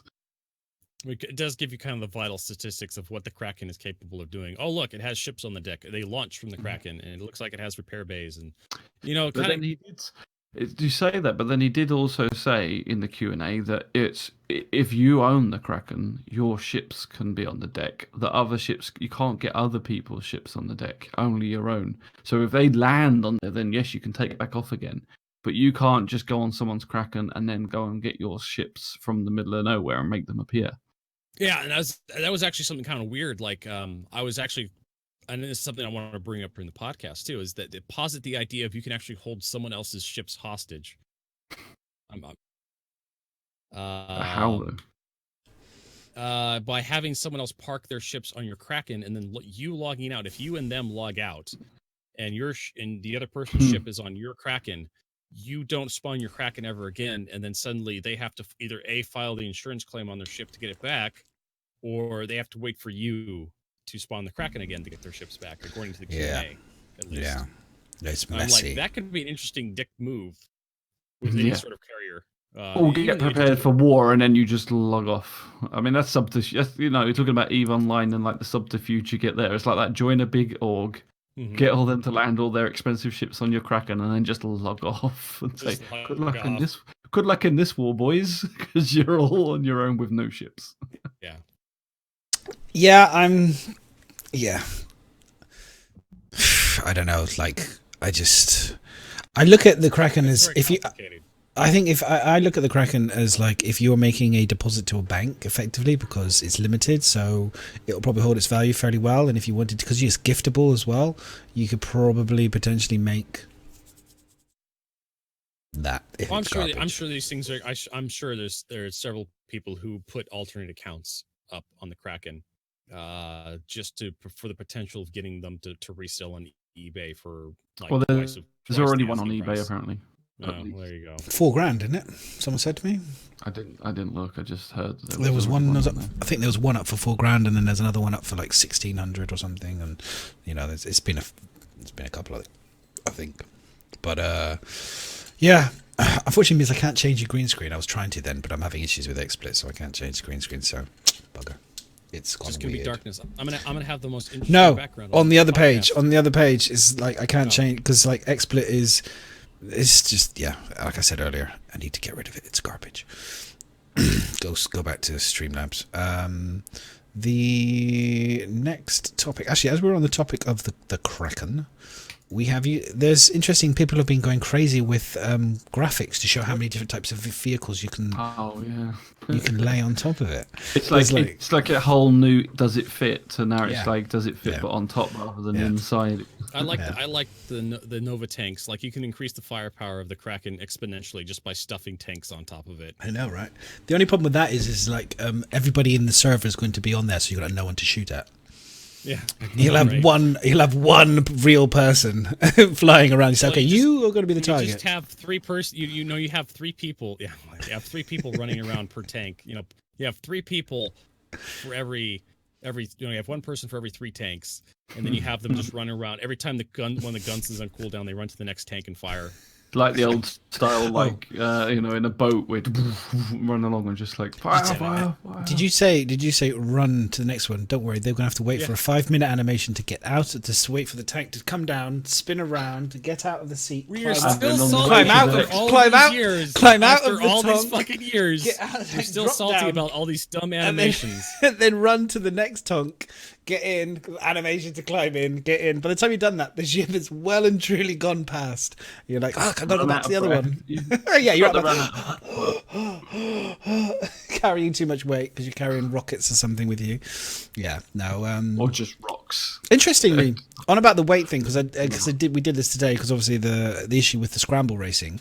The average 14th century soldier, because we looked into this, carries, I think it was 27 kilos roughly. 27 kilos roughly was the armor, and the modern soldier today, he carries roughly around 28 kilos, which is round about pretty much exactly the same amount of weight in terms of things that they're carrying, which I thought was fascinating. But then when I actually looked at the Star Citizen and the amount my character was carrying, and he pretty much became asthmatic from carrying 7 kilos. So they definitely need to. Because you're a fat, lazy bastard. Clearly a very fat, lazy person. It's all those steroids and fucking up your lungs. I was like, okay. So if there's anyone here from CIG, I don't think there's anyone that's here, but if there was anyone that's here, just have a look at maybe boosting it so when you get to 27, 28 kilos, you should be able to move around as if you were carrying 14th century knight armor, would be the best way to describe it. Maybe we get Chris Roberts. He's got the sword already. Get him to dress in the full knight armor, walk around the office a bit, and see how well he can run and see for how long. That's the average that, and then get someone really fit and healthy. Maybe get Henry Cavill to put in the full armor and see how far he can run in the same armor. Yep. Let's do it. Put it on YouTube. And put it on YouTube and let's watch it, because oh my god, that would be unbelievably brilliant to watch. Absolutely brilliant. So so the Kraken has obviously taken in the world by storm. Everyone's excited. I personally couldn't give a shit, but people were excited about it. It was funny watching the streamers who were all excited about it, and then they saw the price and couldn't buy it, which I thought was really funny. And then they switched to the audience to go, please give us money so we can buy it, please, which I thought was really, really sad and depressing, but that's just me. But, that's like, please, sir, please. That's like begging. That's illegal. That's technically illegal in this country, begging still. But, anyway.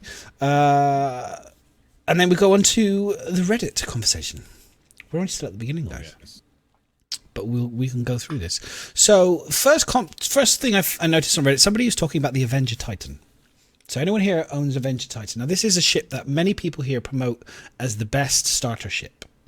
Many people have been promoting the Avenger Titan as the best starter ship because of the fact that it can do cargo and it's pretty nimble and it's good dogfighting, and for a long time that's always been the one. But the new version, it seems to be the flight is terrible. And HC, you've said this, I've noticed. You said that the flight is awful in it now. Feels like a massive... terrible. And do you think that that's just because they scaled up the ship to be bigger, or is that to do with the flight? Because you were talking about maybe this is the new flight mechanics, but I don't think it is. I think it's just that something's happened. The new flight mechanics yet, which kind of makes, I suppose, the conversation a little bit null and void, because until you get the new flight mechanics, and then we don't know. Yeah, that was one of the tells I was saying was the Mustang rework. If the Mustang was going to come out, the new Mustang, which I've been in a new Mustang a couple times recently, and it doesn't feel like it changed much over the old Mustang, the flight model. So I think it's just because they upscaled the Avenger. I don't think it's because they put any thought in changing its flight model.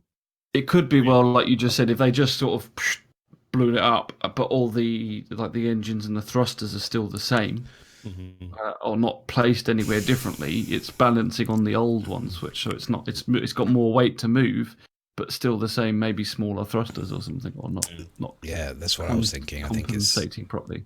Yeah, they haven't maybe dialed up the power packs. Or if they were going to iteratively bring us down to the new flight model, the new Mustang, the Mustang rework, would have got dialed back as well, because they've talked about, people have actually experienced the new flight model at CitizenCon, and they said that you're strafing and everything's slower. They showed it off. Everything looks a lot slower now. Yeah. And the new Mustang feels... I don't think they can just drip feed it onto us. I think it's either on and in, or it's not, because it's the whole way the whole ship works and how the components they said they work. could do individual ships. Okay. They said they showed the ability to do individual ships in engine. They don't have to redo the entire engine for all ships. They can just do one ship at a time, and that's what they've done. So, like I said, if the Mustang rework was going to be the real tell of whether or not the Avenger was just them drip feeding us the new flight model, or if it was just them just upsizing the thing, but not, because there's a weird calculation they do for ship mass where they look at the space a ship occupies and how much stuff is there, and then they carve out the internals. They have to go and do some math for the internals to remove weight. Otherwise, a ship just ends up as a solid chunk of steel, and a brick. Just a brick of steel for mass. Yeah. But the Avenger's not a brick. It actually has a hallway down the center. It has a bed, has a cockpit seat, has, there's a bunch of other internals that it has, but they have to kind of massage the numbers a little bit to make it seem right for mass. And they talked about how they work the volume. They kind of just eyeball the internals a little bit to figure out how much it should have.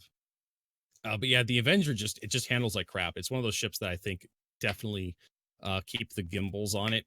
If you're flying mouse and keyboard, definitely don't upsize the guns to their maximum size. Keep the gimbals. Yeah, because you just can't do nothing with it. But it's a shame. It was just something that someone said, and they were saying, like, this is meant to be the advocacy's kind of like super elite police force vehicle. And again, we're talking into the advertisement. They advertise it as this super elite police force flying amazing new ship, but the reality is it flies like a turd. But we'll see. Work to the flight model and see if they improve it. But it is a bit of a surprise to me, I have to say. And we advertise it heavily for a long time, and it still still has that legacy. People still talk about it, but at the moment, it's not great. The new Mustang. So here's a question. So out of the three of us, like old Mustang, new Mustang, and just again purely on looks, which one do you guys prefer? Oh, I love the new Mustang. I love them. They look great, especially the Mustang Omega, the AMD one. That thing looks so nice with this new red. The old Mustang with its red skin just looked so tacky, but now you got all this wonderful, nice little details and greebles just kind of stuck onto the skin to kind of give it that nice little definitive lines all over it, so it doesn't look like a flat texture. And the red really stands out really nice. Doesn't look so tacky like the old one did. But I definitely appreciate the new Mustangs. I think they did a great job with the newer ones. Okay. Miserable? I'm not sure I have much of a preference. Probably the new ones. But I wasn't overly sold on them in the first place, to be honest. The only thing I have is that they don't land on their wingtips anymore. The wings fold up and the landing gear pop out. I don't really like the way the new landing gear looks, but that's a minor complaint. When they fly, they look amazing. I think the idea of it not landing on its wingtips is a better idea, but yeah, the look of it is not so good. The implementation of it, maybe. It looks like a little mini penguin bird that can't fly type of thing. It's got these teeny little wings that kind of flick. I do say that the inside of the beta, the sort of like one with the bed and everything, I think that's lost a lot of character. The new one has lost a lot of character. It may feel like it's fit more in, but I feel like you lose that whole being able to sit on the bed and still look around the room type thing. I think it's lost all that, which is for me that's definitely a worse shit. It's lost its internal charm that they've originally. Honestly, I think I'm on the. I prefer the old one. Honestly, I think I liked some of the angles. I did like the entry. Don't get me wrong, the entry was terrible. No one liked the entry. No, I honestly think they didn't. I mean, yes, maybe the wing issue. I still didn't mind it. It was pretty hardy. Like bits of it used to fall off all the time, and it seemed to keep going quite well. The Mustang, to be honest. I didn't mind the landing on the wings. I thought it actually had a lot that made it really unique and interesting. I feel I could have done with them just keeping it very much the same and just meaning you could get in the front. Like that would have been fine for me. I really didn't think. Honestly, I didn't think it needed actually a huge amount of reworks. If I'm being honest, I thought it was kind of cool. It seemed always the internal bit that was a problem. It was the whole crawling underneath and going up that ladder that never seemed to really work. I don't feel like many people complained about the look of it because it's almost like the external versus the internal. Like the internals was a little bit the shitty side of the Mustangs, whereas not many people seem to worry too much about the external. Yeah. It's just why I don't. Like I said, I'm not a Mustang person. But it was But the Reddit, the comment was the same thing. Was about the beta. Was about the internals. They felt that the internals had become a bit stale and had lost the charm of what it was meant to be, like a lived-in kind of. It just lost become a bit flat and I'm kind of. It just looked like all the others. Yeah. The Freelancer, you go past the cockpit and you got all the bed escape pods, and then you got I think some people did say that about the Avenger as well. Like lots of people didn't like the crawl through, but some people did. They felt like, that's a bit different. You crawl into my little bunker through it. Whereas now it's like everything else. It's thicker. You just walk through. Your bed's on the left, the things on the straight. So it's a little bit more samey. Yeah, I have to agree that the Mustang beta, back when I had access in the VPTU to all the ships, I pulled a beta, walked in through it, and I was just like, it didn't really. It felt. People say crate-like. I want to say industrial. It felt very kind of like you took like shipping shelving. I don't know if you've ever been inside of a warehouse. You took the shelving, kind of the shelving they put crates on. They put it in there, and they just kind of built a room out of all that. And it just felt very sterile and industrial back there. And I'm just like, this is supposed to be like a little camper that you've kind of converted in a cargo ship convert. It doesn't feel very homey. It does feel like a manufacturer built it. It felt very manufactured, I should say. The back end of yeah. I think Fenris kind of is spot on with it. I think it's just that they've had to redo based on the Pioneer, the whole Outlanders look, and I think they've just brought everything into kind of like I look at it reminds me of like an EasyJet or a Ryanair type of, that kind of manufactured airline-esque type of thing, and it lost a little bit of the character. But I think it really needs more customization. I'm hoping we can get like hopefully. some nice But then, betting choices for it. I mean, they've shown we can do that in Easy Hab, so if we can do that in our ships, then maybe that will start making it again look a little bit more homely and stuff. Maybe put a poster of like Jennifer Lawrence up top above the bed. As long as there's no boobs, because we want it's PG. Don't forget. I wonder if I can tape some water balloons up there on the poster. Just kind of squint. So, who here has managed to meet the new mission giver, the lady? I have. Reko. Yeah. Reko Baltega. I've talked to her. I didn't get. I had the mission. I went up to her. It took me a little while to find her, but she wouldn't talk. No, she didn't talk to me. I just. Well, that's because you got to buy her dinner first. Then since you get the appointment, you have to take her out to dinner. There's a whole dating simulation. The flowers. There's this whole dating simulation you have to do first over at the Cafe Musani before she'll talk to you. You have to get Eckhart's permission. Walk along with a cup of coffee, like we don't spill it with the gravity, like the new gravity liquid thing. No, she's just broken in these recent patches. She doesn't work. She doesn't want to talk to us at all. She has a very subtle Scottish accent, or Irish or Scottish accent. Okay. She's got the leg missing. She's got the hand that's kind of all fucked up. She's got like some sort of mechanical assist on one hand. It looks like probably some sort of mining accident. And she gives you missions for prospectors. If you have a prospector, she'll give you a mission to go find some mining samples. And she also has some missions similar to Miles Eckhart. Well, you'll have to kill somebody that's crossed the mining guild, some criminal that's killed a miner or stole something from a miner. They want you to go out, give you basically just hitman missions. And then you got missions to retrieve stolen goods. That's what I noticed on there.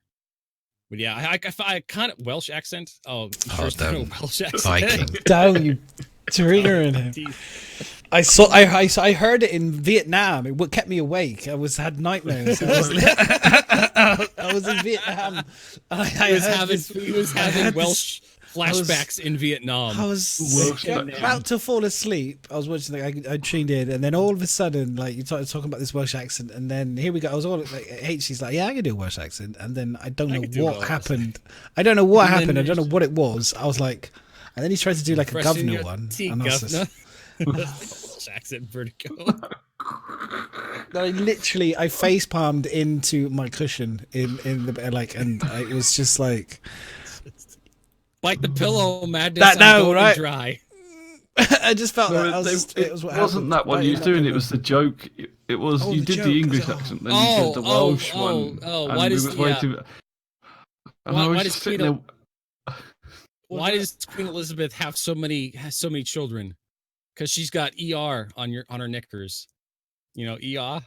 That wasn't actually the joke you did, that is just as bad. That's terrible.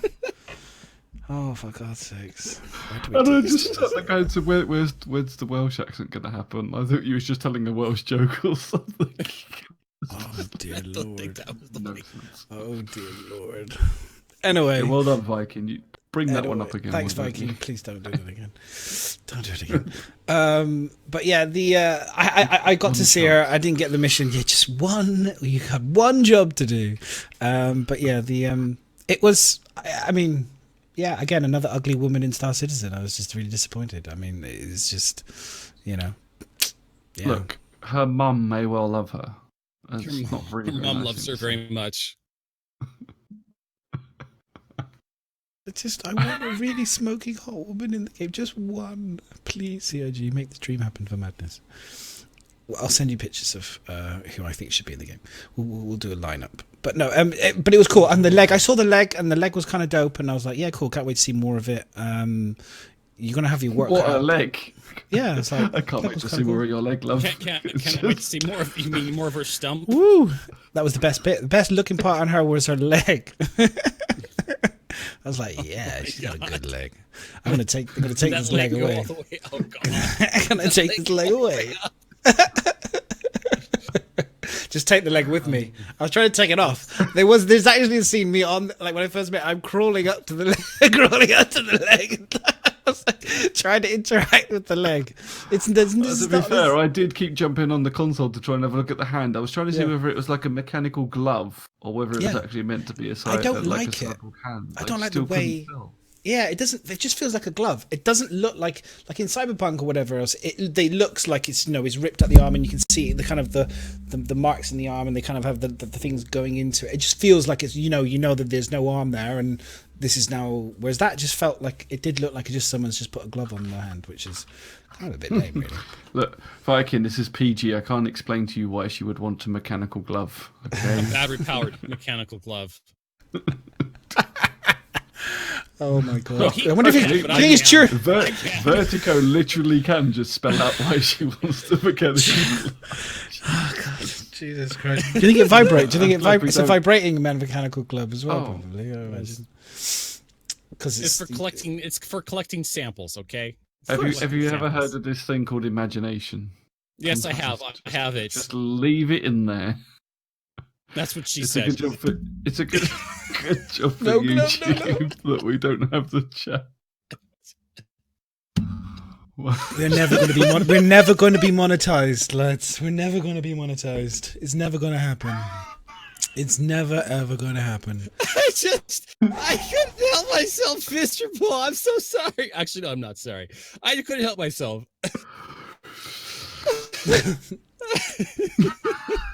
That's not what you wrote as well.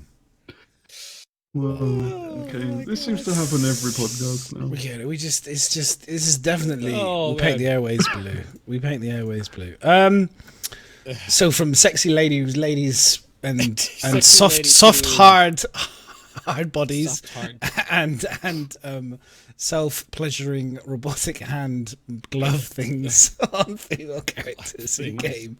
I'd be surprised if we have any female viewers at all. If you are a female viewer, please hold your hand up right now. Someone did actually say to me afterwards next week, I think it was like, you need some females on the podcast.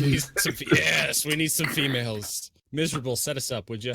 I've been trying to make this dream happen for a while. I don't know why they don't seem to come. Some reason they keep turning us down. I don't know why. I don't know why. Since I don't know why they would even dream of. Look at us, fine specimens of specimens of men. Okay, so the M50 has got its size 2 hard points back, which is pretty cool. Yeah, you can actually do something now. I know, DPS creep. Yeah, I like the M50. It's one of my most funnest still ships to zoom around in and kind of like it feels. I've always felt like I was a really tiny little boxer, and you could just zip around. I mean, I would love an M50 to take on the Hammerhead because it would just piss them off like crazy. You'd just be like, "Hello, here I am." It's like gnats just biting you, just constantly punching. It would be.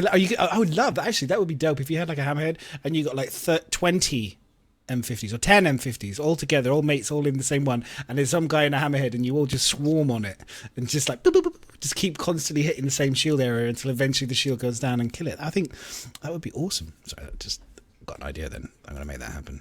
I'm going to have a word with some people. During long quantum jumps, you can watch your progress in the star map. Yep. I love that.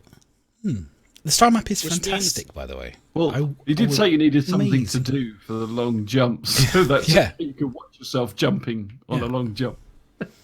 That was kind of cool. Google Maps. It's great. The map is amazing. Someone said to me, "Have you?" Like when I first came on, they came on and they're like, the first thing they said to me, "Have you seen the map yet?" And I was like, "No."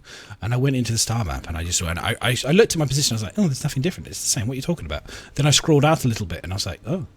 Then I scrolled a little bit more, and then I scrolled out even more, and then I scrolled out even more, and I saw the whole, and I was like, "Holy shit!" That was all there before, but really badly, and not everything loaded properly. Now it is nice. To be fair, they have done a good job on that. Now it's looking really good. Wow. What they haven't done a good job on is the the chat voice box. Over IP? No, the chat box. The chat box, yes. I don't know if you guys have already spoken about that, but the chat window, when you go into chat, you have to click the little bell twice for some reason to get chat to come up, and then you have to press the tab button to switch it to local, and then is that how you get it back up? And then it appears in the corner. I keep seeing it going on. No one's talking on this server. No, you have to go into F11, your Moby Glass, and then go across to the whatever it is button or whatever, and then you basically have to double click the little bell at the top twice for global chat to go, and then you have to press double tap. Then you start typing or whatever, or F12. Oh God, honestly, it is painful. Once you do it, it's fine. Yeah, but if you die, or you have to do it all over again. You die, you crash, Yeah. I mean, to be fair, I didn't think you actually talked to people. I thought you just shot them. No, it's the best place to see people, to see how much you've riled them up. You need that as a constant feature because it's great. Especially if you hate mail. Yeah, it's just having people. That's why we do PvP, to have people tell us how much of a scrub we are when we kill them. I'm a scrub. Hacker. Yeah. You're like, no, I'm not a hacker. I just got the right guns on this. Don't kill me. Shows you I'm clearly in a different arena when it comes to that bit. Well, a lot of people want it because they want to. They ask when you're streaming, they want to know they're in the same instance as you. You know, they want to go, okay, I'm in the same instance. And they want to be able to see. Like that's a lot of people do if they're trying to stream. I just get abused for blowing up the ship. Yeah. Or it's like, was that you that crashed again, Miz? Yeah. That explosion was me. But it's not. It's very unintuitive, and I'm hoping they get around to fixing it, because it seems like you bring it up you can't move anywhere. As soon as you bring your Moby Glass up, you're not like you're walking around and able to short key it or anything. It's like you have to bring your Moby Glass up, stand still for a while, do something when you're totally vulnerable just to bring up your chat. It's it's not intuitive at all. Concerning. Yeah, it's just a little thing I'd like them to have a look at. I'm sure they will. And that's really kind of, there's a few other things in Reddit, but that's kind of the bits that I've kind of got from it. The main talking point, which we're going to kind of cover up now, I suppose, was unless there's any questions. Do we have any questions, Miz, or is that it? There is another one. Okay. Let me just check. There's only one. So this is from Grave Peril, and they've asked, with Eve relaunching Dust 514 under Nova, I don't know what any of that is because I'm not an Eve player. Dust is the FPS, on PC. Like Star Marine. Oh, okay. Will we lose some of the Eve players that have come over to Star Citizen? If it's shit, no. Well, I mean, obviously, if it's shit, then the answer is no. We will for a week. If it's good, then the answer is probably yes, because Star Citizen is not a game that's out yet. So I suppose technically they'll go and play that for a bit, and then when the Star Citizen's got more in it, they'll come back to Star Citizen. Yeah, I think so. I think they're if you're an Eve player and you've been playing it for a long time, you're an Eve player. If you're a Star Citizen player, you'll be a Star Citizen player, and if you're a bit of both, then you'll be a bit of both. Wasn't Dust like the first person shooter version of Eve? That's what it is. Yeah, that's like it's the first person part of it. It's the shooting. It's like the Star Marine type of thing. It's landing on planets. Different games though. Like Eve is completely different than a first person shooter. Like it appeals to different. Like you can enjoy first person shooters in Eve, but most of the people that play Eve probably don't play first person shooters in my mind. It's just completely different genres, right? Yeah. It's more of I think business simulator. Like if they'd introduced it way earlier on the Eve spectrum, then maybe people you would have had those sort of people in Eve, but it wasn't that early on. Was it even been going for a while? No, but they tried to add it in before I came to Star Citizen, because they had started to do the 3D, like kind of you could have spawn your avatar and you could be in a station in your avatar and you could go into kind of like a room and sit down and kind of just chill in this kind of bit like a kind of our hangar, you know. But the difference was and you could sit at a window and see ships, procedurally generated ships going up and down and doing stuff. It was kind of cool, but I really liked it because you could see my avatar in three-dimensional space. And I think a lot of people liked that, and they liked the idea of then they wanted to do what Star Citizen has become, which is have the ability to be in that view and be able to enjoy Eve in that view. And then Star Citizen came along, and that's why I switched from Eve to Star Citizen, because that I realised just doing that little tiny segment with my character was so much fun. I wanted to do that in a space game. And Star Citizen said it would do it, and it has done it, and it's incredible. And so for me, Star Citizen wins all day long, and the dogfighting is tremendous when it works. Whereas Eve is, spreadsheets and just not my type of game, really, to be honest. So yeah, I just think that the Dust, if it's good, people will play it. If it's bad, people won't play it. But I think, won't. yeah. And they'll get bored, and they'll come back to Star Citizen, and then they'll get bored of that, and maybe go back when the new update. Well, people go wherever it's something new and shiny, right? I mean, like we said before, like in the gaps between patches on Star Citizen, it's just hyped for a certain amount of time, and then it goes back down again while people think, right, I've done what there is to do. And then when, like, because at the moment this always happens around CitizenCon time, Gamescom time, you'll get an increase of hype, an increase of people playing. New patch comes out, everybody's sort of a little bit more hyped for it. Then when you get like a chunk of time when nothing really new comes out, that's when people then start playing other games already, things like that. So that's interesting. Carlos says, like he says, it'll get to the spreadsheet stage in Star Citizen as well. I think it will get to a degree on certain things. I mean, we've already have the Mateverse or whatever it's called, the dating agency game from Daniela. Texas hashtag Texas Skulls. Mateverse, which is kind of a bit like this. Is tremendous, by the way. I'm being a dick. It's tremendous. It's a great webpage and really great. One of the best. I think it's probably the best. I proposed a ship dating simulator, a virtual novel for Star Citizen. So you can date. You can Aurora Chan. Your nacelles look absolutely ravishing today. Aurora Chan. So yeah, I think there will be a degree of spreadsheeting, but I hope they don't. The reason it's so heavily spreadsheeting in EVE is the trade aspect. You know, people buying goods and trading, and there's a huge kind of like stock market-esque type of game mechanic in EVE. Whereas because it's not going to be player-driven economy, it's going to be CIG-driven economy. I'm hopeful that it won't be so crazy. And also, they don't want players just to be sat down doing nothing, making money. They want you to be actually doing stuff, making money, rather than just looking at a screen and trading this goods to this good and that good to that good. So, yeah. And it's not that type of game, is it? You know, you're meant to be moving. Your character's in 3D space. It's meant to be going around and doing stuff and being involved in the universe rather than just sitting behind a desk. I think you'll see cargo runners. It'll be a little bit like that. That'll be the main thing where I think that'll happen. You'll be flying, though. You'll still be flying. Spreadsheet simulator, but people, I suppose, will do possibly the same a little bit for like ship layouts. You know, especially if you can start controlling power and things like that. Like, what's the optimum power unit and the optimum? But like, there's always people that do that in any game that doesn't necessarily turn the full game into spreadsheet simulator. Especially because in Star Citizen, a lot of it will be skill based, so you can get the best equipment that you want. But if you're shit at doing it, shit at being like a combat pilot, you're not going to do very well. Whereas I suppose in EVE, I've not really played it too much to comment that much, but from what it looks like, it's like it's more about having the optimum ship outfitted, and then you just kind of strafe and circle things and press fire, and it does it all. Well, it comes down to timing and control and it's time control. Yeah, it's not like EVE Online where you're clicking on icons and managing cooldowns and stuff like that. Yeah, Star Citizen is much more going to be, when you see it with the mining, you know, the mining mechanic currently, you know, that shit will explode if you're not all over it and making sure you're paying attention to what's going on. You know, you have to, and they want that. That's their gameplay. They don't want you to be able to go, other than when we're traveling quantum jumping, that's the only time it seems to be that they're comfortable with us not doing much.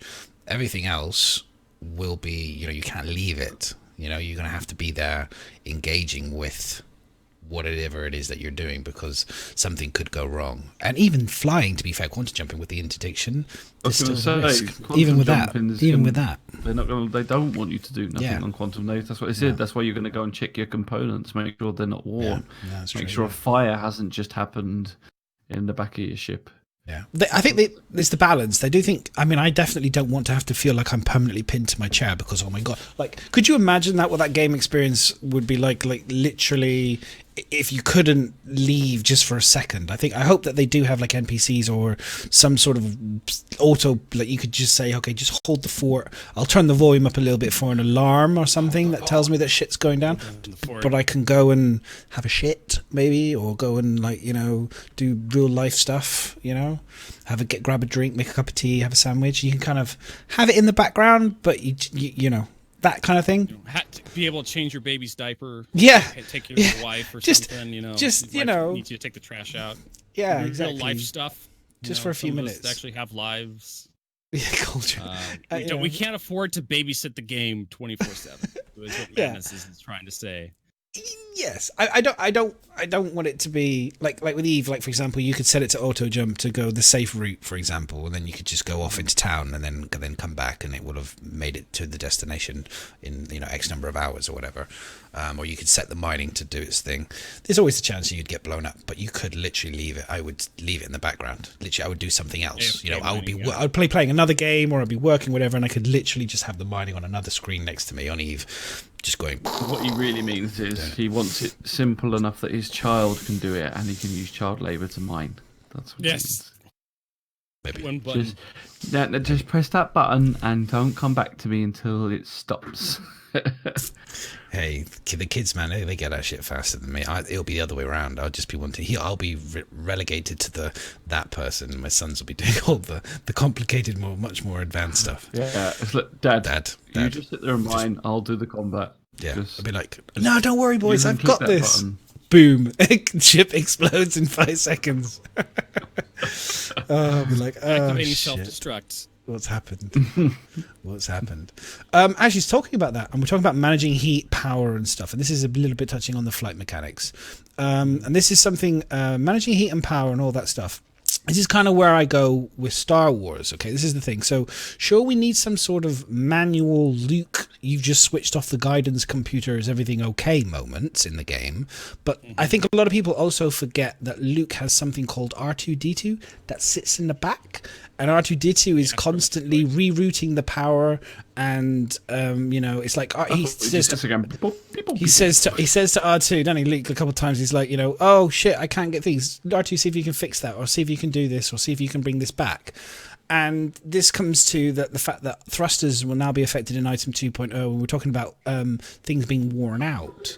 And obviously that's going to be a game mechanic, you just spoke about it, to keep people interested, to go around the ship repairing things and doing stuff. But if you're in a single-seater dogfighting scenario, I just don't think you're going to be able to have the manual, like the MFDs, with all the component parts now. You're going to be in scroll. Like, can you imagine scrolling down to find in the middle of a fighting situation where to repair this, or where to fix this, or where to fix that?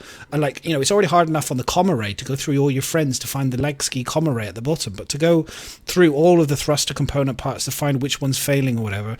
I do think for certain ships, like combat ships, single-seater combat ships, there needs to be either an AI system or something that you can talk to, or say, start repairing what's broken in my ship. Like, start repairing or finding an alternative route to get me going. Because if someone shoots off my thruster, one hit shoots my thruster off, that's fucked. And now I have to go scroll quickly to try and fly away whilst this guy's all over me. It just feels like it could become very boring fights very quickly.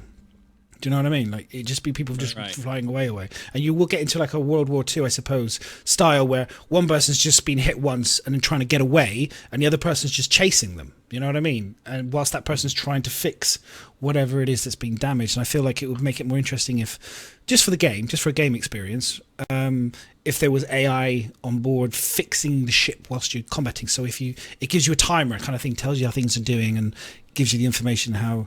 I don't know. That's just my thought on it. I don't know what you guys. You roll with it. You get what I'm saying.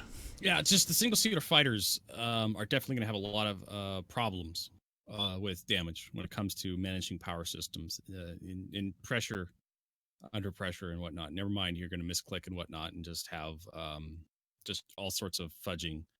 A wing eject. Yeah. Try to close a comms panel and suddenly you eject in quantum, that kind of stuff. So I don't know, like the double seaters, that have engineering, like the Super Hornet, it has a second seat. You can have your turret gunner operate your powers and whatnot, and do stuff for you. But you also look at some other ships that only have like a single power plant. That's going to be kind of a huge drawback, because you have less components than some other ships. And if you get a hit on the power plant, suddenly you're in real big trouble compared to like a Saber, which has 2 power plants. So yeah, I definitely think you're right. We need I don't know. We either need hotkeys so you can start moving power around and doing stuff with it, which is going to make the control scheme for Star Citizen even more complicated and convoluted. That's why I think R2D2, like little robots on board that start repairing stuff, like a kind of an AI. I honestly think it's there. They use Star Wars as a reference for so much parts of the game, for the dogfight, the fighting, for the way turrets are. Well, I just like, why ignore that part where they have droids or machines that ultimately try and fix stuff whilst they don't. It just they had in previous versions of Wing Commander, they had your ship had the ability to repair damage before a certain point. Like you had damage you can recover from, like generating health for your starship, and then you had damage to the point where it's stuck. You can repair more than a certain percentage of that damage, and then you had destroyed, where your equipment was simply just gone. I can see them doing that for Star Citizen, at least for like maybe Squadron 42.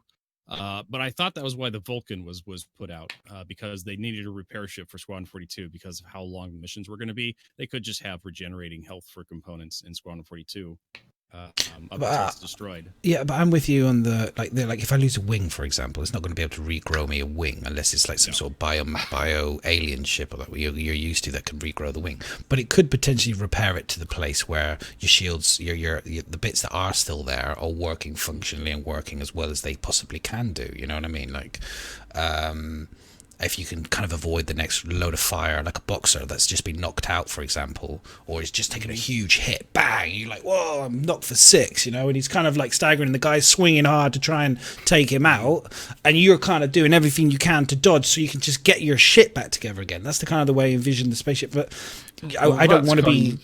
I don't want to have to be shields back up, isn't it? You stop getting hit, so your shields repair, and then you go back into the fray, but... Yeah. I know what you're saying. It's difficult, and it may well be whether it's going to be considered the disadvantage of a single fighter. So, like you said, at the moment it does have a lot of advantage. It can nip around like these bigger ships. It take the piss out of the hammerhead. Yeah. But maybe that will be the counterplay to it. That if you do get hit and your stuff gets damaged, then you're going to be a little bit more fucked. It's going to be you can't repair it so easily. Well, it also comes down to the ability to disengage from combat for long enough for your shields to come up. Like, one of the problems we have right now, it's way too easy to disengage from combat. So you can get your shield back up. It's difficult to get damage to stick, and that's one of the things that's going to be fixed in the next update when, damage is able to hit thrusters and engines and actually damage components on your ship. Your ship's going to degrade as you receive damage through your shields, which is going to cause you to have to fly differently, or it's going to make you an easier target. You're going to have to choose to either stick in the fight with the damage that's going to, hurt your performance, or you're going to have to choose to withdraw. Eventually, you're going to get so damaged to the point that you can't withdraw. Withdrawing from a fight in space is extremely deadly. Like turning away from someone's attack, turning to run just in a straight line makes it very easy to hit you. You're essentially just moving in a straight line away from your opponent, so they can just follow in right behind you and just unload damage into you. So you're gonna have to figure out a way to.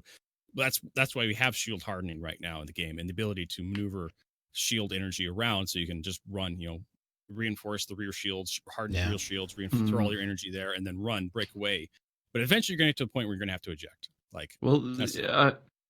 The other thing with the single fighter ships is people, I think, maybe are not realizing that these are going to be specialists for fighting, and what I mean by that is that if you look at the fuel quantity and how much fuel they got now, they're not going to be going great distances and going to a battle from a long way. What you're going to end up having is you're going to have to get to a place where you want to have a battle on something like the Kraken or something else. Something else is going to have to launch your fighter ships.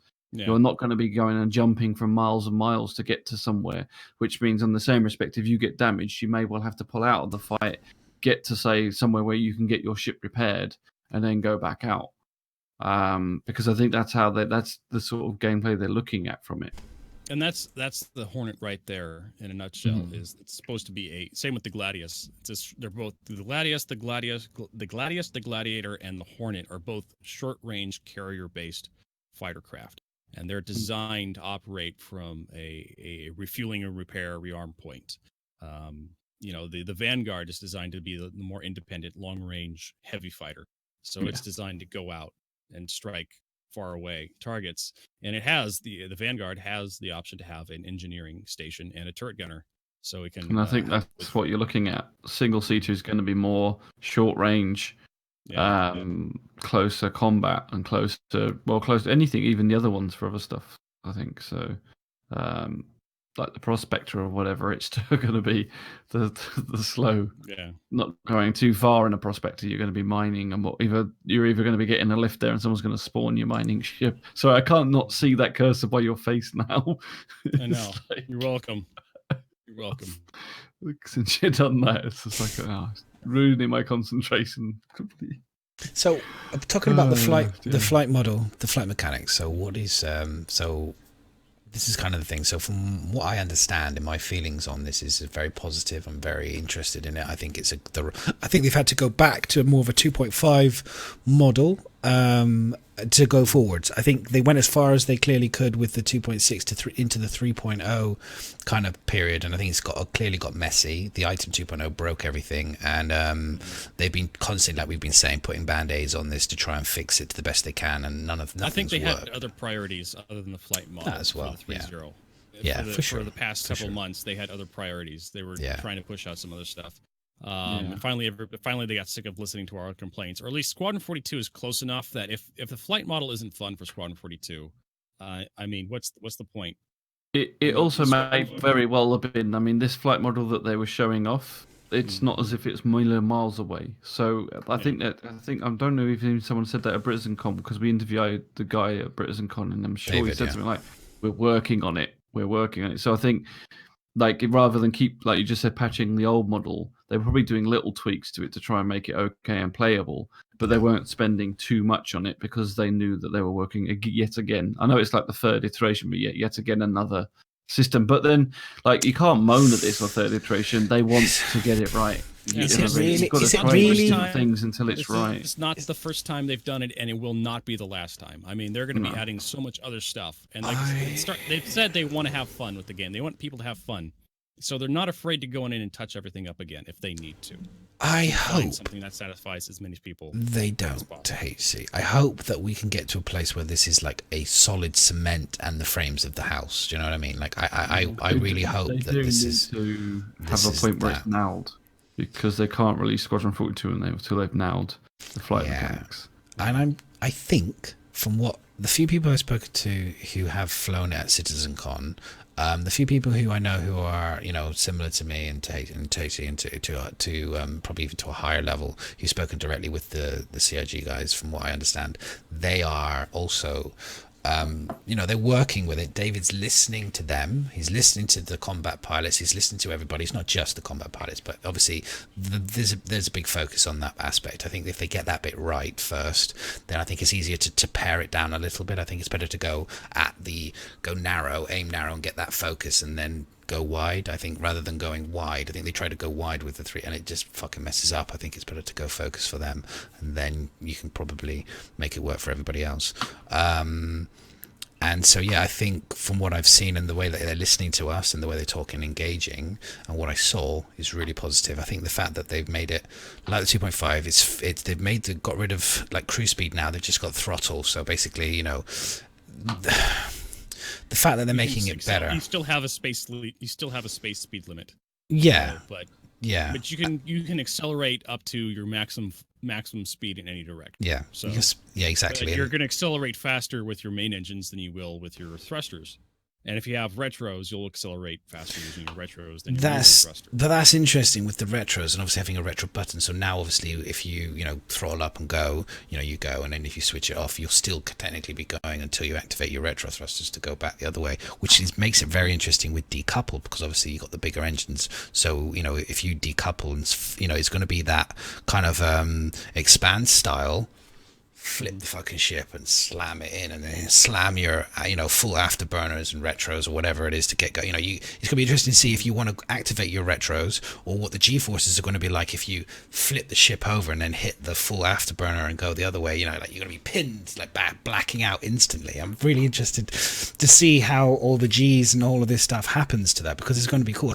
And for me, when they showed this, I was getting that immersion, and all I was doing was going pedals, joystick, I'm fucking there. I was like literally I was there. I was just thinking this is going to be sick. I was so excited because it's going to be hard. It's going to be a challenge. There's going to be a lot of learning involved. It's going to be which is what it's all meant to be about. And that to me it sounded like they were definitely honing in on going for what they actually finally want, which the way they sort of said that it's like each ship will feel differently, which is that's kind of what it needs to be. That's what they've always wanted. Like if you're flying a fucking big ship, it's gonna fly like a big ship. Yeah.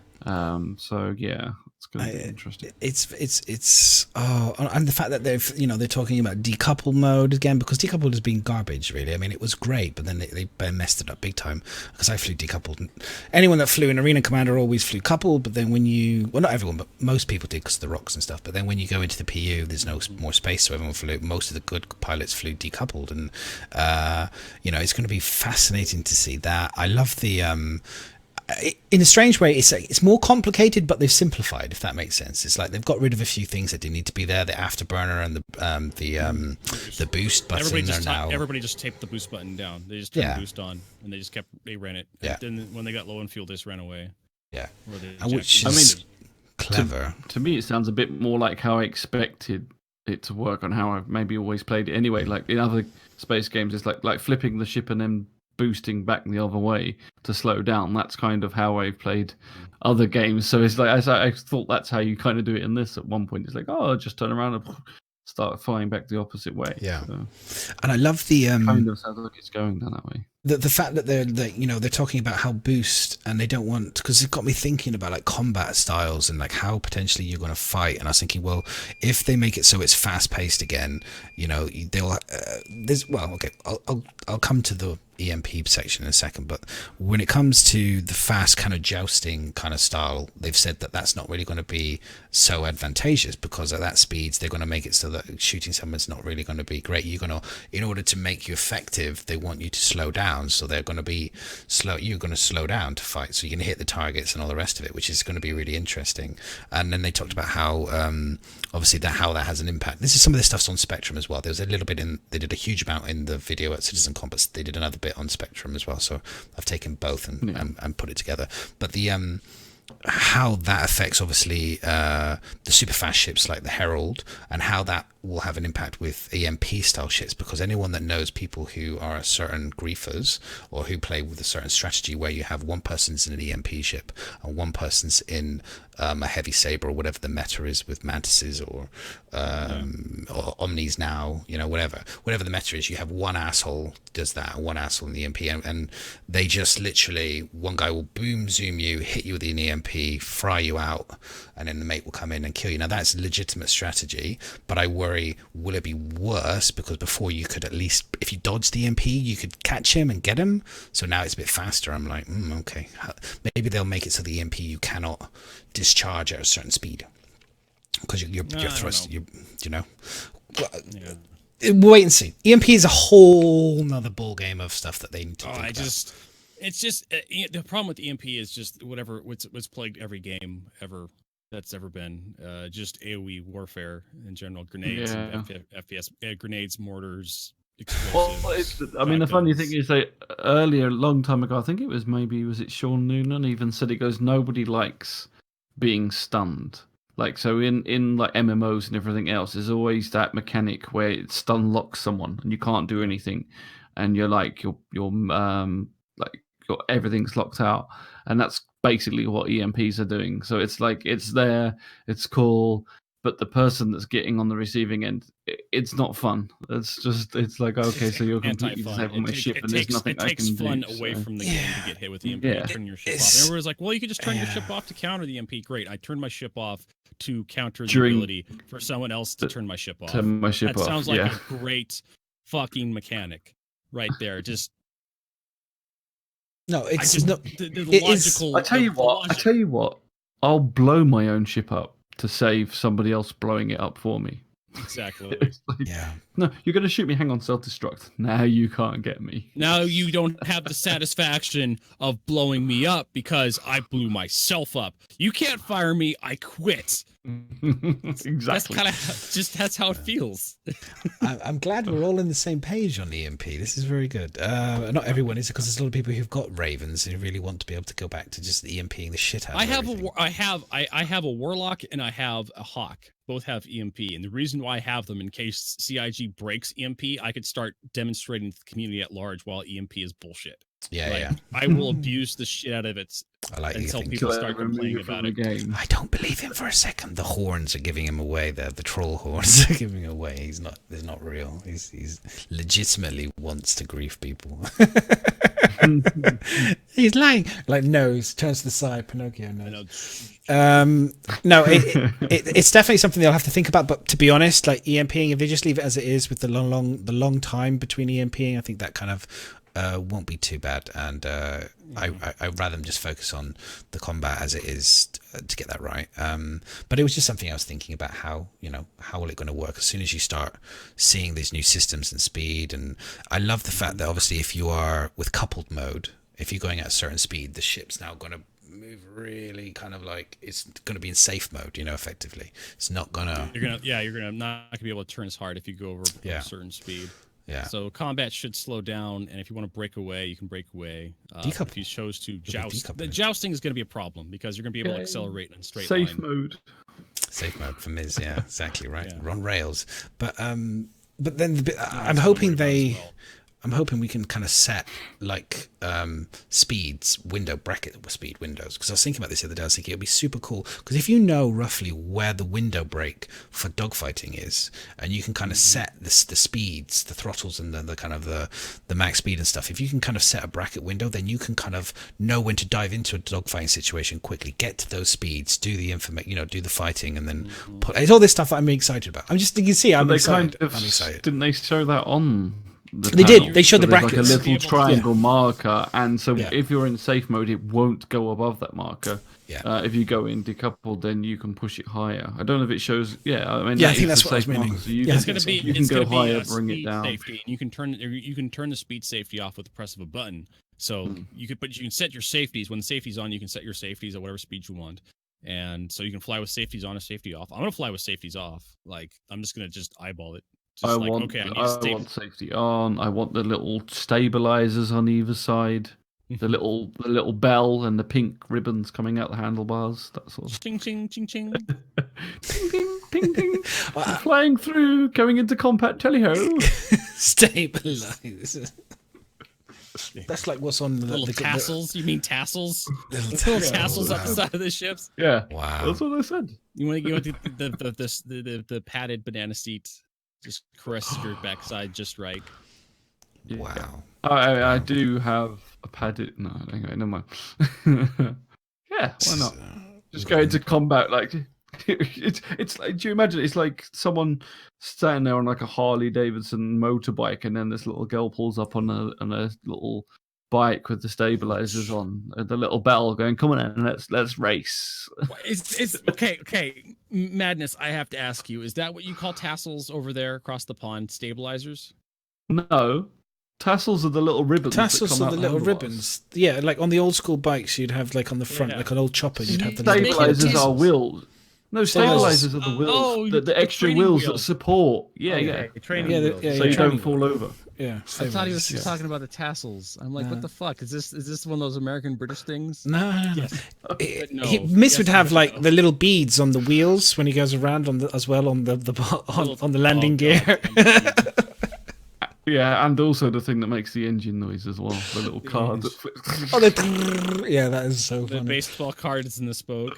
It was this kid. There was this kid in the park. Bless, like he went past. You could hear him coming on his bike, and you could see he was going like the cloud was like, and he went past. And I was looking at it, going. I was looking for the clacker. And then I realised he had put a bottle in the back of his tire, between the back tire and whatever, and the bottle was creating the noise. He was using the bottle to create that engine noise. I was like, wow, okay, fair play. So I'd like to apologize for everybody watching this. This is just what happens on the Asylum podcast. Yeah, for sure. We diverge. Vitol going straight back into, because I want to keep, because I'm trying to keep us on target because we're at half 11 now. The VTOL thrusters will now based on Spectrum, we will have control of the VTOL. So it will be like a kind of like, you'll be able to now control that. So for anyone that doesn't know, I believe that is the vertical thrusters, the ones that keep you hovering for certain ships like VTOL, the Prospector. Vertical takeoff and landing. Yeah, there you It's go. going to be those big ugly things on the side of the Retaliator. I'm hoping that the Constellation gets its VTOL fans, and the Aurora. The Aurora has VTOL fans as well. Those little cool little fans. But I don't know. Does the Gladius have VTOL fans? The Gladius, no, it doesn't. No. It's plane shaped. So Yeah. it can actually It's like when it gets fired from the So that's going to be fun landing. forward. It doesn't have wheels. A lot of people actually came up to me and said they were hoping that certain ships would get actual proper landing gear so they can actually taxi, do actual runway landings in certain ships. Yeah. I was kind of like interested. I was like, Well, isn't that that's kind of why interesting. they changed the Mustang That's what I thought. to do that? That's what I thought. That was kind The of wheels. part of the reason why they said it, because it just wouldn't work, and that's why they wanted to put wheels on it. Well, then, okay. So here's the problem: if the Mustang is designed to land on a runway, why do the wings fold up? In its landing mode, the thing would fall like a fucking rock. Well, It's got little wings anyway. We didn't say it was fucking. We didn't say it was perfect design. The little wings It's flap just- really hard to try and keep it in the air, and then it slowly lands. You have to toggle landing mode on and off really fast to keep it aloft, like a sparrow. Oh my god, it's crazy, that ship. I honestly, but I think VTOL landing hasn't, that the fact that hasn't really properly been in, and they haven't done properly landing. I am quite terrified about this pit, because I just think there's so many ships that have nothing. I don't know how land. I'm just going to see Mrs. You're going to have to be in trouble, buddy. It's all I'm saying is you're in trouble, buddy, because like if landing is on planets and atmosphere is now going to be a thing, and there's going to be turbulence, and there's going to be all these things, and like not all ships now have it. VTOL maneuvers in space. As soon as I saw him I know, show question mark. like the atmospheric fight, I was like, I'm fucked. I am absolutely fucked. It's going to be a legitimate strategy, though. I was thinking about this as well. Like, if you are an AC pilot and you come to the PU, I said earlier, there's a different type of fighting style.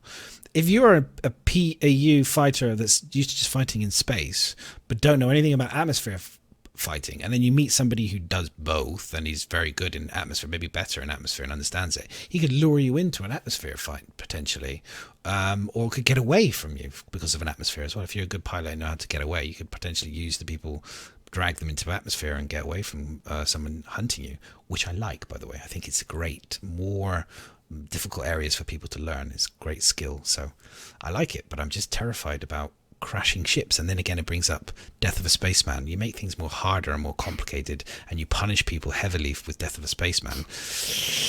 Do you know what I mean? I just think, wow, fine. People are going to be, it's going to be a lot of yeah. Let's just say reclaimers are going to be busy.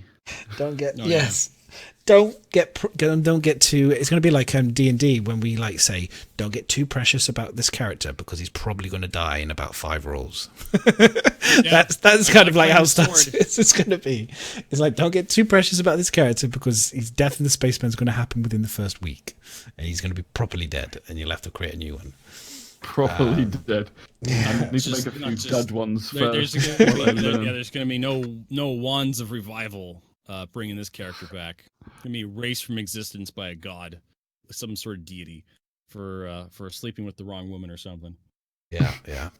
And then I'm just trying to think if there's anything else. Weapon balance, they said they will come later after they're happy with the flight, which is fine. I understand that. Let's be honest, I get it. Just buy the weapon that works in the persistent universe. Done. Move on with your life. Yeah. All the ships look. To be honest, actually, I was terrified at how expensive the weapon parts were. Like, again, this is really like I had 200,000. Yeah, I bought a selection of weapons to be able to, and I bought some armor, and that was it. And I was out.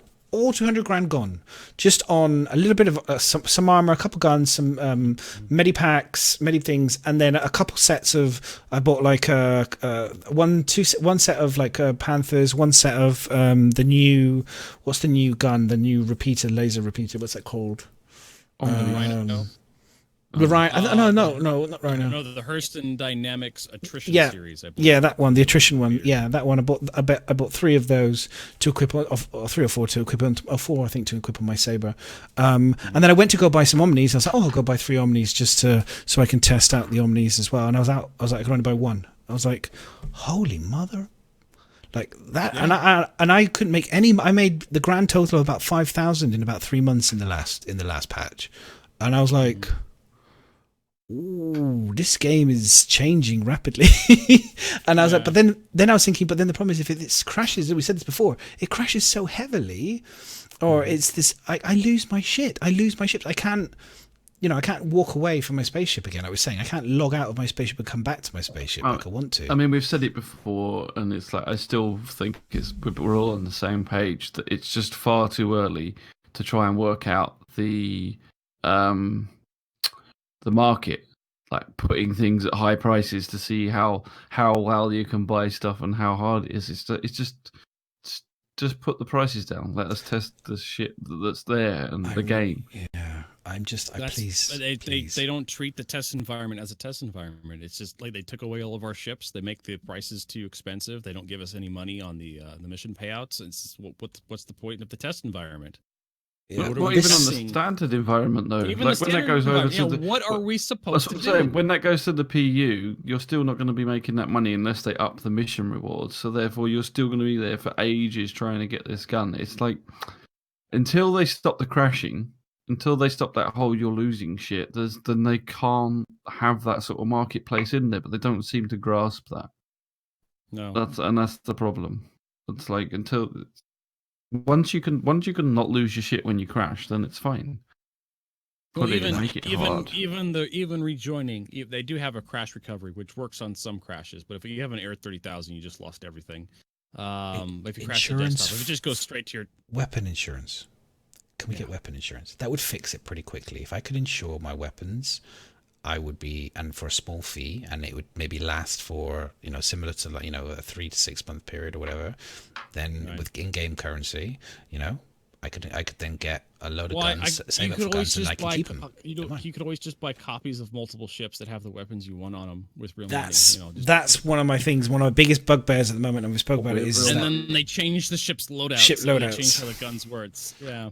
Well, they did do that because when I was painting the Buccaneer, we had printed guns out for this loadout for the Buccaneer, and I was logging in the game to get the color scheme and match it, and then the patch dropped.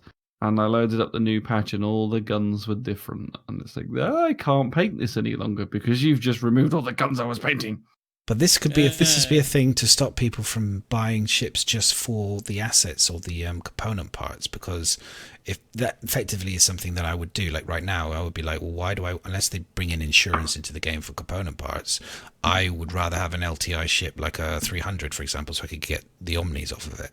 Or I'd rather have another ship. And I just think to myself, the hassle, seriously, legitimately, the hassle for me to earn the 30 grand AUEC versus, spending money in real life is like, I can't be bothered. I'll just spend the money. In my head, there might get to that point where I just go, this is just too tedious.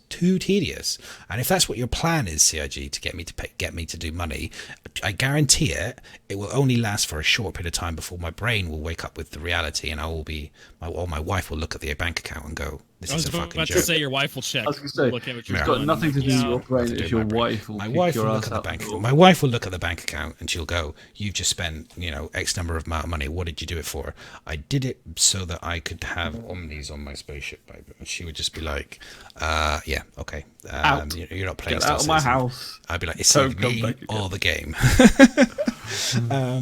And so, that's always kind of like, we're going to see how all this stuff pans out. Like I said, we talk about this stuff mainly because I know that some CIG people watch the show. I know it goes out there and other podcasts pick up on bits maybe they haven't talked about, and vice versa. It's a good thing. It's a good thread to talk about because CIG need to be clarified. There is going to have to be some answers. I think Angry Joe, there was a big interview with him, whether you liked his interview or not.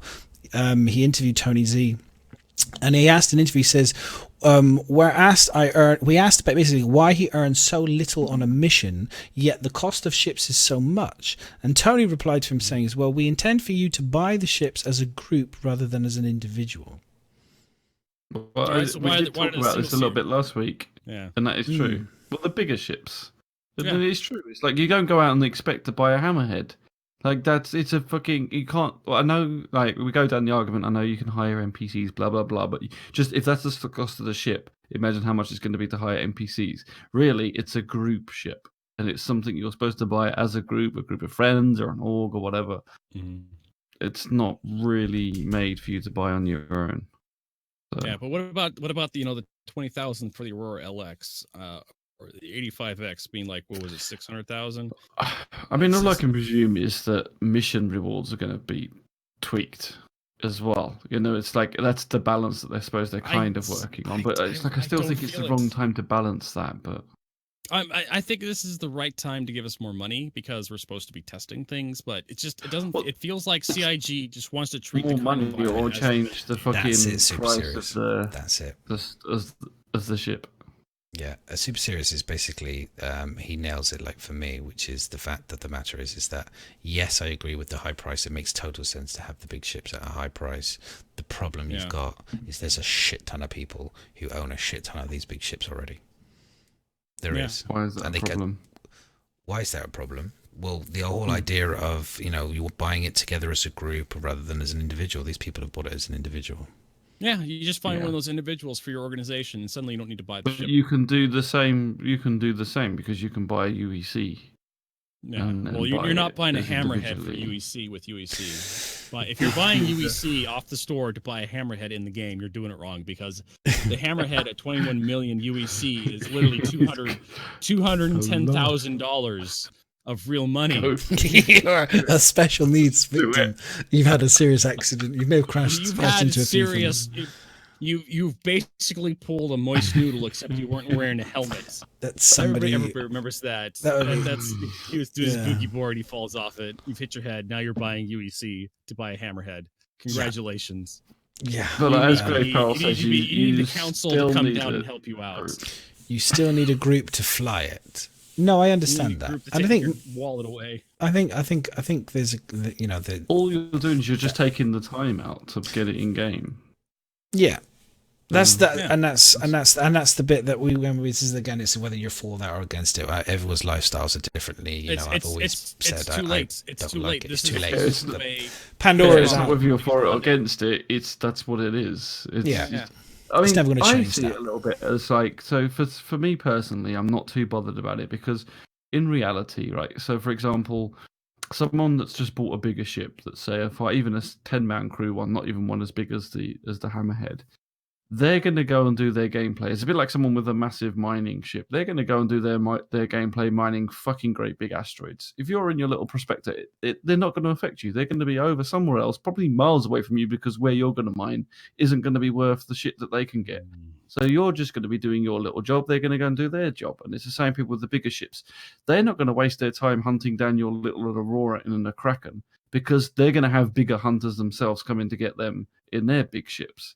It'll just be like, if you imagine like like I see it as like, if you imagine an MMO that's been going for 5 years, you've got people that are just starting the game, you've got people that have been doing daily raids in their own guilds and orgs on their own, and you've got people in the middle that are just leveling up, and they're all kind of in their own separate way. Whereas it'll just be like that in Star Citizen, but instead of waiting 5 years, we're getting that now. We're getting people making those divides now. So you'll get people that will be playing on the stock market and making a shit ton of money. You'll get people that will be making little bits of money.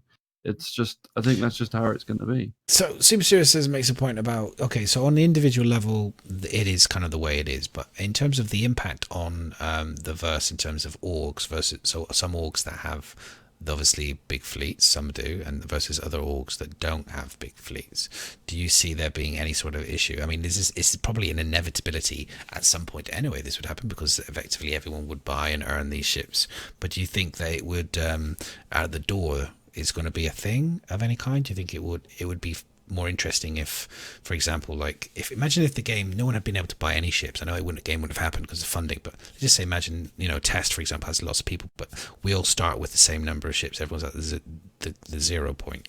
Would that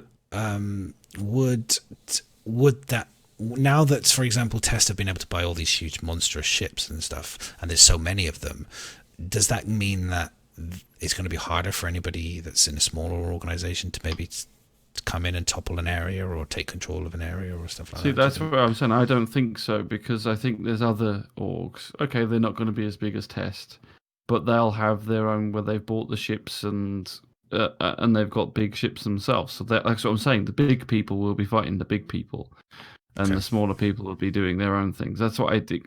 I mean, there's going to be parts of it, but like put it this way. So, like you just said, if no one bought any ships before it started, all you're going to have is when they open the doors, it's like opening the floodgates. And it happens in MMOs as well. It's like the people that have been playing the game in beta and alpha already know exactly what to do. They'll have a plan ready for when the doors open. And like, so people like Test that have already made themselves an absolutely massive org, they will work together. They will dominate right from day one, even the newbies. So like, you wouldn't be able to do what you want to do because all the Auroras will be dominating you rather than the big ship fucking off and doing what they want. And then they'll work together, they'll pull their money, and they'll still buy the big ship before you will, or the smaller orgs. The bigger orgs are still going to go faster than the smaller orgs, but you're just going to do it over a longer time period. Whereas that's what I'm saying. If now people can buy this shit, we're going to be starting out of the gate like you're 5 years down the line, rather than all starting out the gate together. And we're going to have a beta period, which is going to be essentially close to release. Usually how the betas work, you get most of your stuff is complete. You're just working out the bugs and polishing. So people will learn, and then if they're not going to reset in the beta period, they're just going to go, okay, we're ready to launch, and then they have this big launch announcement, and they have a nice little launch party for everybody in the game. You'll basically be starting at year 2, I feel like. Yeah. I think even if they reset, you're still starting at year 2 because these people have already bought the stuff. Yeah, people have already got their money. So they, like you said, because like one of the arguments is these people have got the big ships. How are they going to play them as soon as the game goes live? Because they're not going to be able to afford to run them. Well, the answer is they are going to be able to afford to run it because they can buy UEC. Yeah. So so it's a null point. Although they say that, that's not going to be the point. Yeah, this is a conversation that will go on as forever. CIG. This is just what CIG has chosen. Like, we can't go back on this. This is the funding method Chris Roberts has chosen to sell ships, to sell in-game power and money. But like I said, I honestly don't see it as a problem. But I mean, that's my opinion. But also, don't forget the size of the world, right? So these orgs, if you've got this big org dominating an area, it's only going to be one area. And like, look at the. Imagine now, Test. How much area do you think Test can hold? Say the servers were open now, and you could get as many people as you want on a server, but we've only got these 4 moons.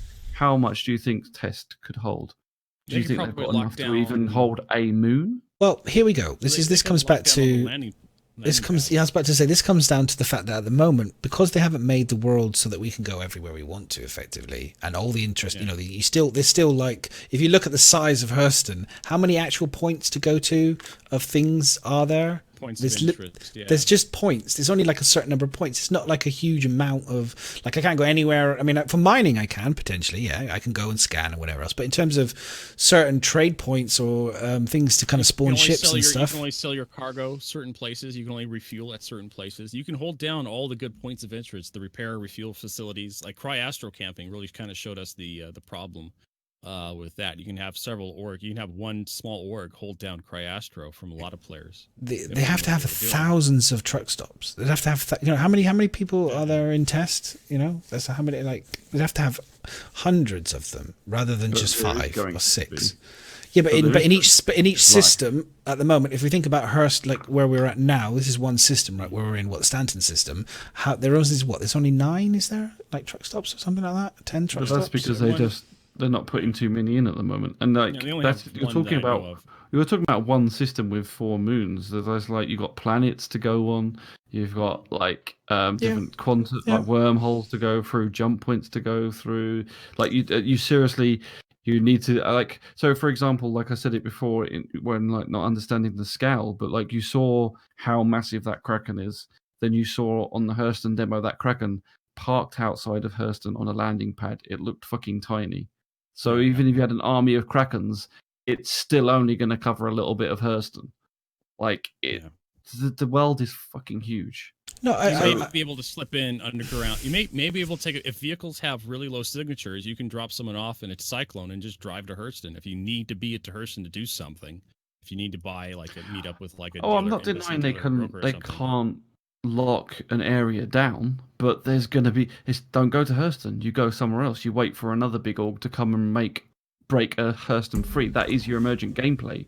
So they'll lock down Hurston. Another org will come and break it free. They will come, or orgs, and if it's a massive org like Test, more than one the orgs will work together to smash them to break free. I've seen it in. So I used to play like Jumpgate, a space game, and we used to have pirates that would hold jump gates, and it was the only way to get through that system to the next point. So they would hold the jump gate, and then eventually, because people couldn't get through and do their mission, they just built up and built up and built up until you had a massive group that said, right, we're going to have to fight them because we all want to get through here and we can't. And then they all jumped through together, and then they just dispersed the pirates. They destroyed them or made them flee. It's just that's part of gameplay.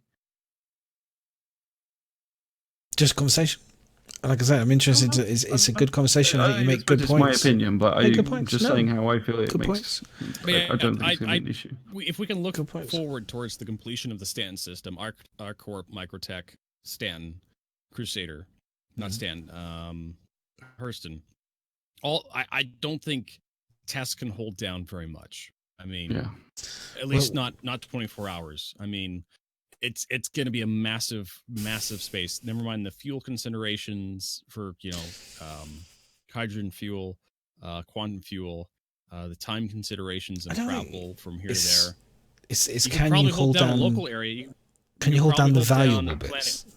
Can you hold down the bits that make them the money? That's exactly what the large orgs will do. They'll aim for the points of interest, and they'll aim to claim them for a certain time zone. And then they'll have to either team up with another organization. In EVE, they had this. You had to team up with the Chinese, the Russians, the Australians, just to make sure that your holdings were covered in a 24-hour time period, because people would just wait for your big fleet to log off, go to sleep, go to work, and then they would come in when everybody was asleep and they would wreck shit. And then you'd log in and everything would be on fire or gone or stolen. So, but we'll see how it works out. I don't think a large organization will be able to hold down anything but large points of interest. They may be able to keep people away from Lorville or Hurston itself, but Microtech, ArcCorp, Crusader, I mean, we'll see. We'll have NPCs. Order. We'll see with the NPCs and the way they'll monitor and control space as well. With if they're going to do that type of thing, they've mentioned it before, so people can't hold down vast copious amounts of space for long periods of time. They'll try and move people on, which I think is a good thing. But in terms of the scale, like Miz, in terms of like you're saying about the scale, and like I say, currently they have points of interest, which limits the scale in a way and focuses people, which is fine. But I just think that I don't think the game, when we get to beta and stuff, is going to be the 100 systems. I just don't think they're going to be able to do it. I think it'll be fine. It doesn't need to be. It's still, I think, will be more than 5, but it's still going to be massive. It doesn't need to be the 100 systems. Like, so I'm trying to say, one planet. Say your mission was to, say they had repair bays on a planet and had loads of them. I'd like to see Test try and hold down a moon or a planet. Okay. Because you just go. We'll get Montoya. At the moment, can you hold down a moon? You are kind of like you said. At the moment, you're currently being pigeonholed. You're being focus pointed into certain missions, and that's purposely done to create interaction between people. That will change a bit when there's more emergent gameplay, when there's more of your own. Too much though. Because they want us. Chris wants they want the humans to meet and to create that moments. They want that though. They don't. I mean, but obviously not for NPC as well. But they want set things to bring people together, but they also want people to make their own gameplay. And like someone said in chat, that they've also said that if you hold down a spot, the UEE will come eventually, and so you're not only relying on orgs to break free, there will be military and everything else, because they won't, like, if you imagined even in lore, if someone held down a moon in UEE space, they're going to be pretty pissed off, and they're going to not just the UEE, you have the Hurston Corporation and whatnot. They do have corporate stuff. Well, that's it. They're essentially it's their planet or their moon, so yeah. It's going to be the Concord from Eve that's going to show up and wreck shit. Yeah, that's what I'm thinking. The NPCs will be the ones that will move it on because they obviously have infinite spawn count that they can just keep spawning and spawning and spawning. Whereas us, it's a bit more difficult. They'll just keep coming at you until you're gone. Yeah, eventually. They'll probably ramp up, kind of like Grand Theft Auto. You'll get, you'll start getting reputation, and they'll send a couple ships at you, and you'll you'll blow them up, and then you'll get the next level. Eventually, a Bengal spawns on top of your fleet, and you're just, you have to leave now, everybody. Yeah, like 5, then 2 Bengals. And to me, it's Bengals, like that's part of your immersion. It's like, well, I've got a mission to go to Hurston. Oh, I've just seen on the news, Hurston's on lockdown because an org's got it. I don't do that mission today. I go and do a different mission. That's part of it. It's all part of your fun. That's going to be one of the benefits of having Spectrum integration in Star Citizen. You're going to be able to see what other players are seeing. Plus the news vans as well. Yes. You're gonna open up your Moby Glass and you're gonna see the thread on Spectrum that says, "Well, Test is killing everybody over at Hurston." So, shit. I guess there goes that mission today. Yeah. Well, I might as well pull my prospector and do some more mining. Never hurts. Exactly. It's not like you've got one thing you can do. So. Yeah. Right. If we have any more questions, we do questions now. If we don't, I think we will wrap it up. We've got there's a few other things we could talk about, but we'll save them. We've got plenty of weeks ahead of us, and we got so much content. We've got loads of good contents to talk about and to keep chatting about and to keep going over. So, and we're going to have 3.3.5 is going to come around the corner very soon. So, we're going to have so much great stuff to talk about. I can't wait. But if you haven't got any questions, I don't think we have. Do we miss? Do we get? No, we haven't. No. Okay. And cool. I only mentioned tests, by the way, folks. I know they will be like they're a big org, and they'll be like herding cats, so they're not even going to be that organized half the time. But we're doing it because it's the biggest one. So it's like if you're going to look at the biggest org with the most ships, what can they do? I'm just using them as a reference point. But I get it. That's definitely going to be one of the things, especially with test, is that how organized they'll be is going to probably be questionable. We'll see. Maybe and I agree. I think the more organized orgs will be the most successful ones, and they could surpass test very quickly. You look at everyone talks about Goon Squad and all the rest of it, but they're fucking organized and they get shit done. And they're an organized griefing or whatever you want to call them. I don't think they're griefing, but they're just an organized pirate org. Big group, and it'll be the same. The most organized pirate org will be the biggest very quickly. I guarantee it. And it's going to be fascinating to see how it progresses in the game. I really am interested. Right, let's wrap it up. So HC, where can we find you? What we're going to get this rest of the week? Well, in a few minutes, you can find me here on Twitch TV streaming some more Star Citizen. We got a new patch. For the PTU, the R patch, the YAR patch, the YAR patch. Irish patch. So we're looking forward to that. You can also find me on Twitter at HC Vertigo and YouTube. I don't have a YouTube link just yet. It's just I don't have enough subscribers to have my own link on YouTube. Sadness. Okay. I need to do more YouTube stuff soon. Okay. More YouTube stuff coming. Get them more YouTube stuff going. Well, cool stuff. Miserable, what are you up to? Are you doing Paint, Prattle, and Roll this week, my friend? I don't know, actually. I don't even know if Des is even here. I need to start getting back into that. And I do need to... Actually, yeah.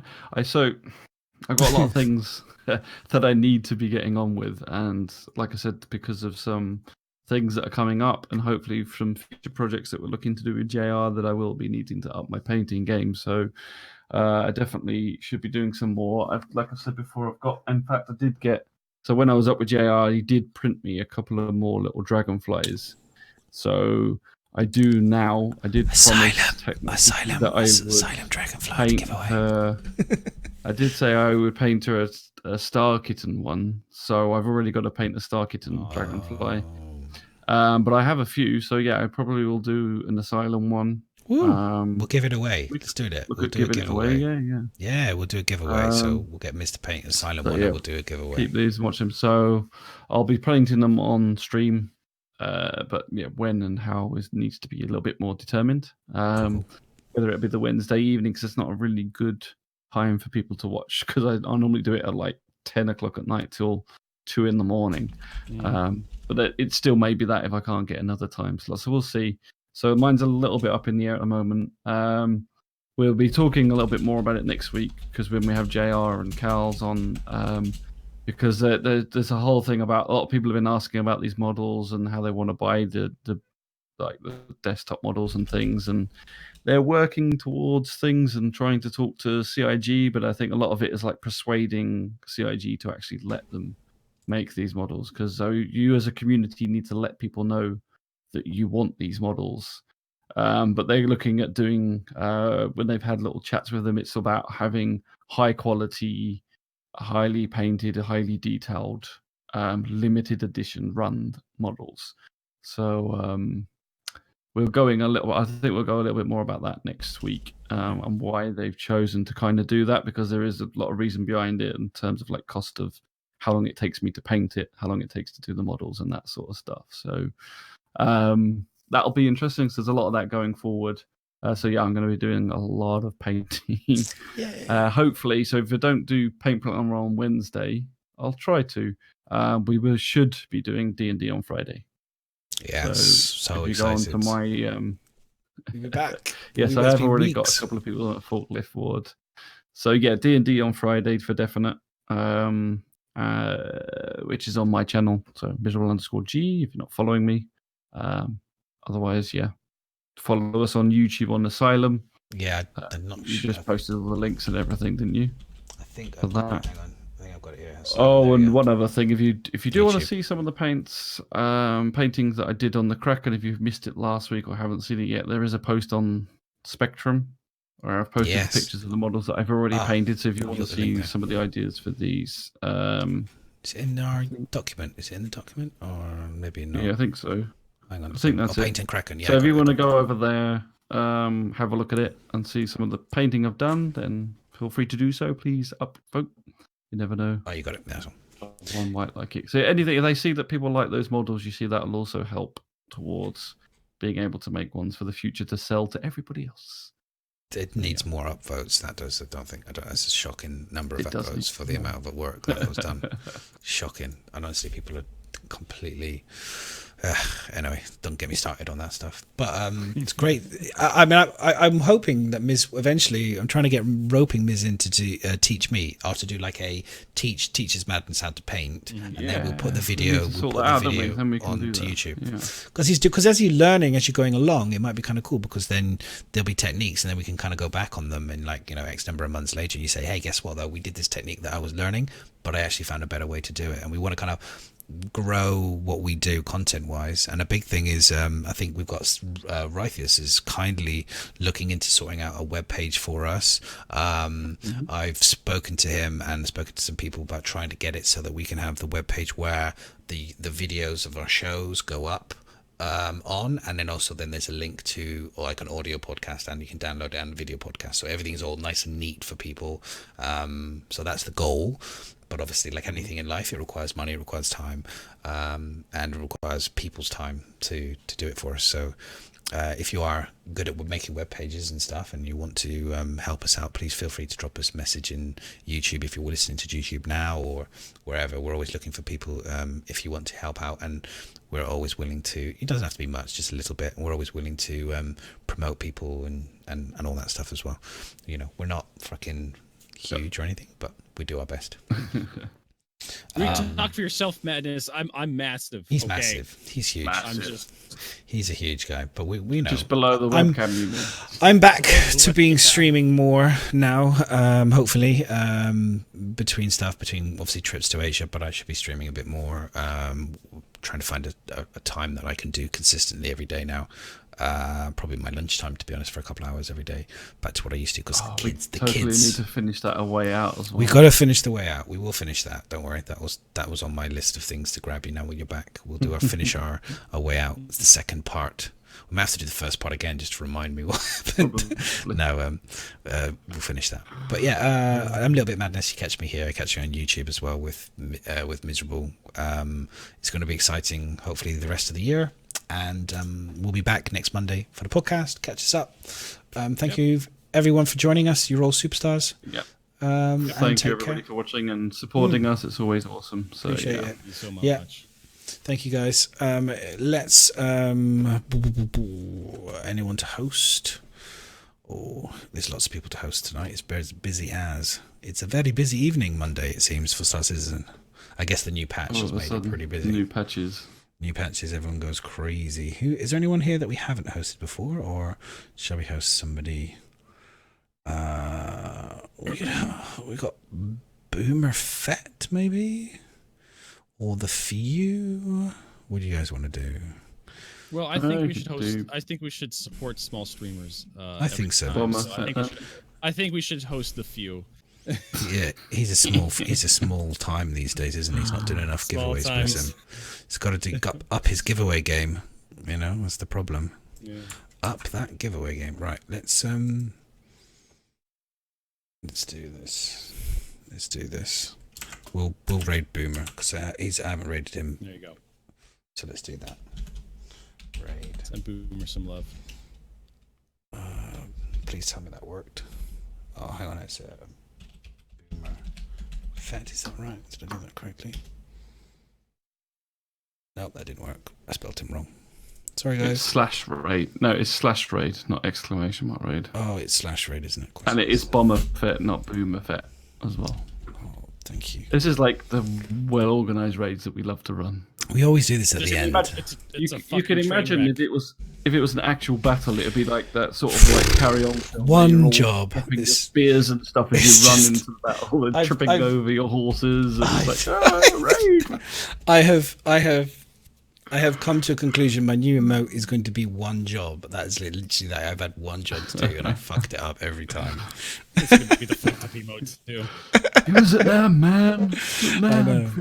Ready, guys? It's going to be you instead of a G. I don't even know. Bye. I'm raiding now. I don't think we've got any raid emotes. Joining We'll us. sort that out as well. Bye, guys. Cool. Awesome. Let's just check that it's gone through all right. Yeah, I feel like raiding the smaller guys. Tough night, guys. There's so many people on tonight. Yep. Oh yeah. Whew. We got like a new guy as well. He's on like 1,000 or whatever.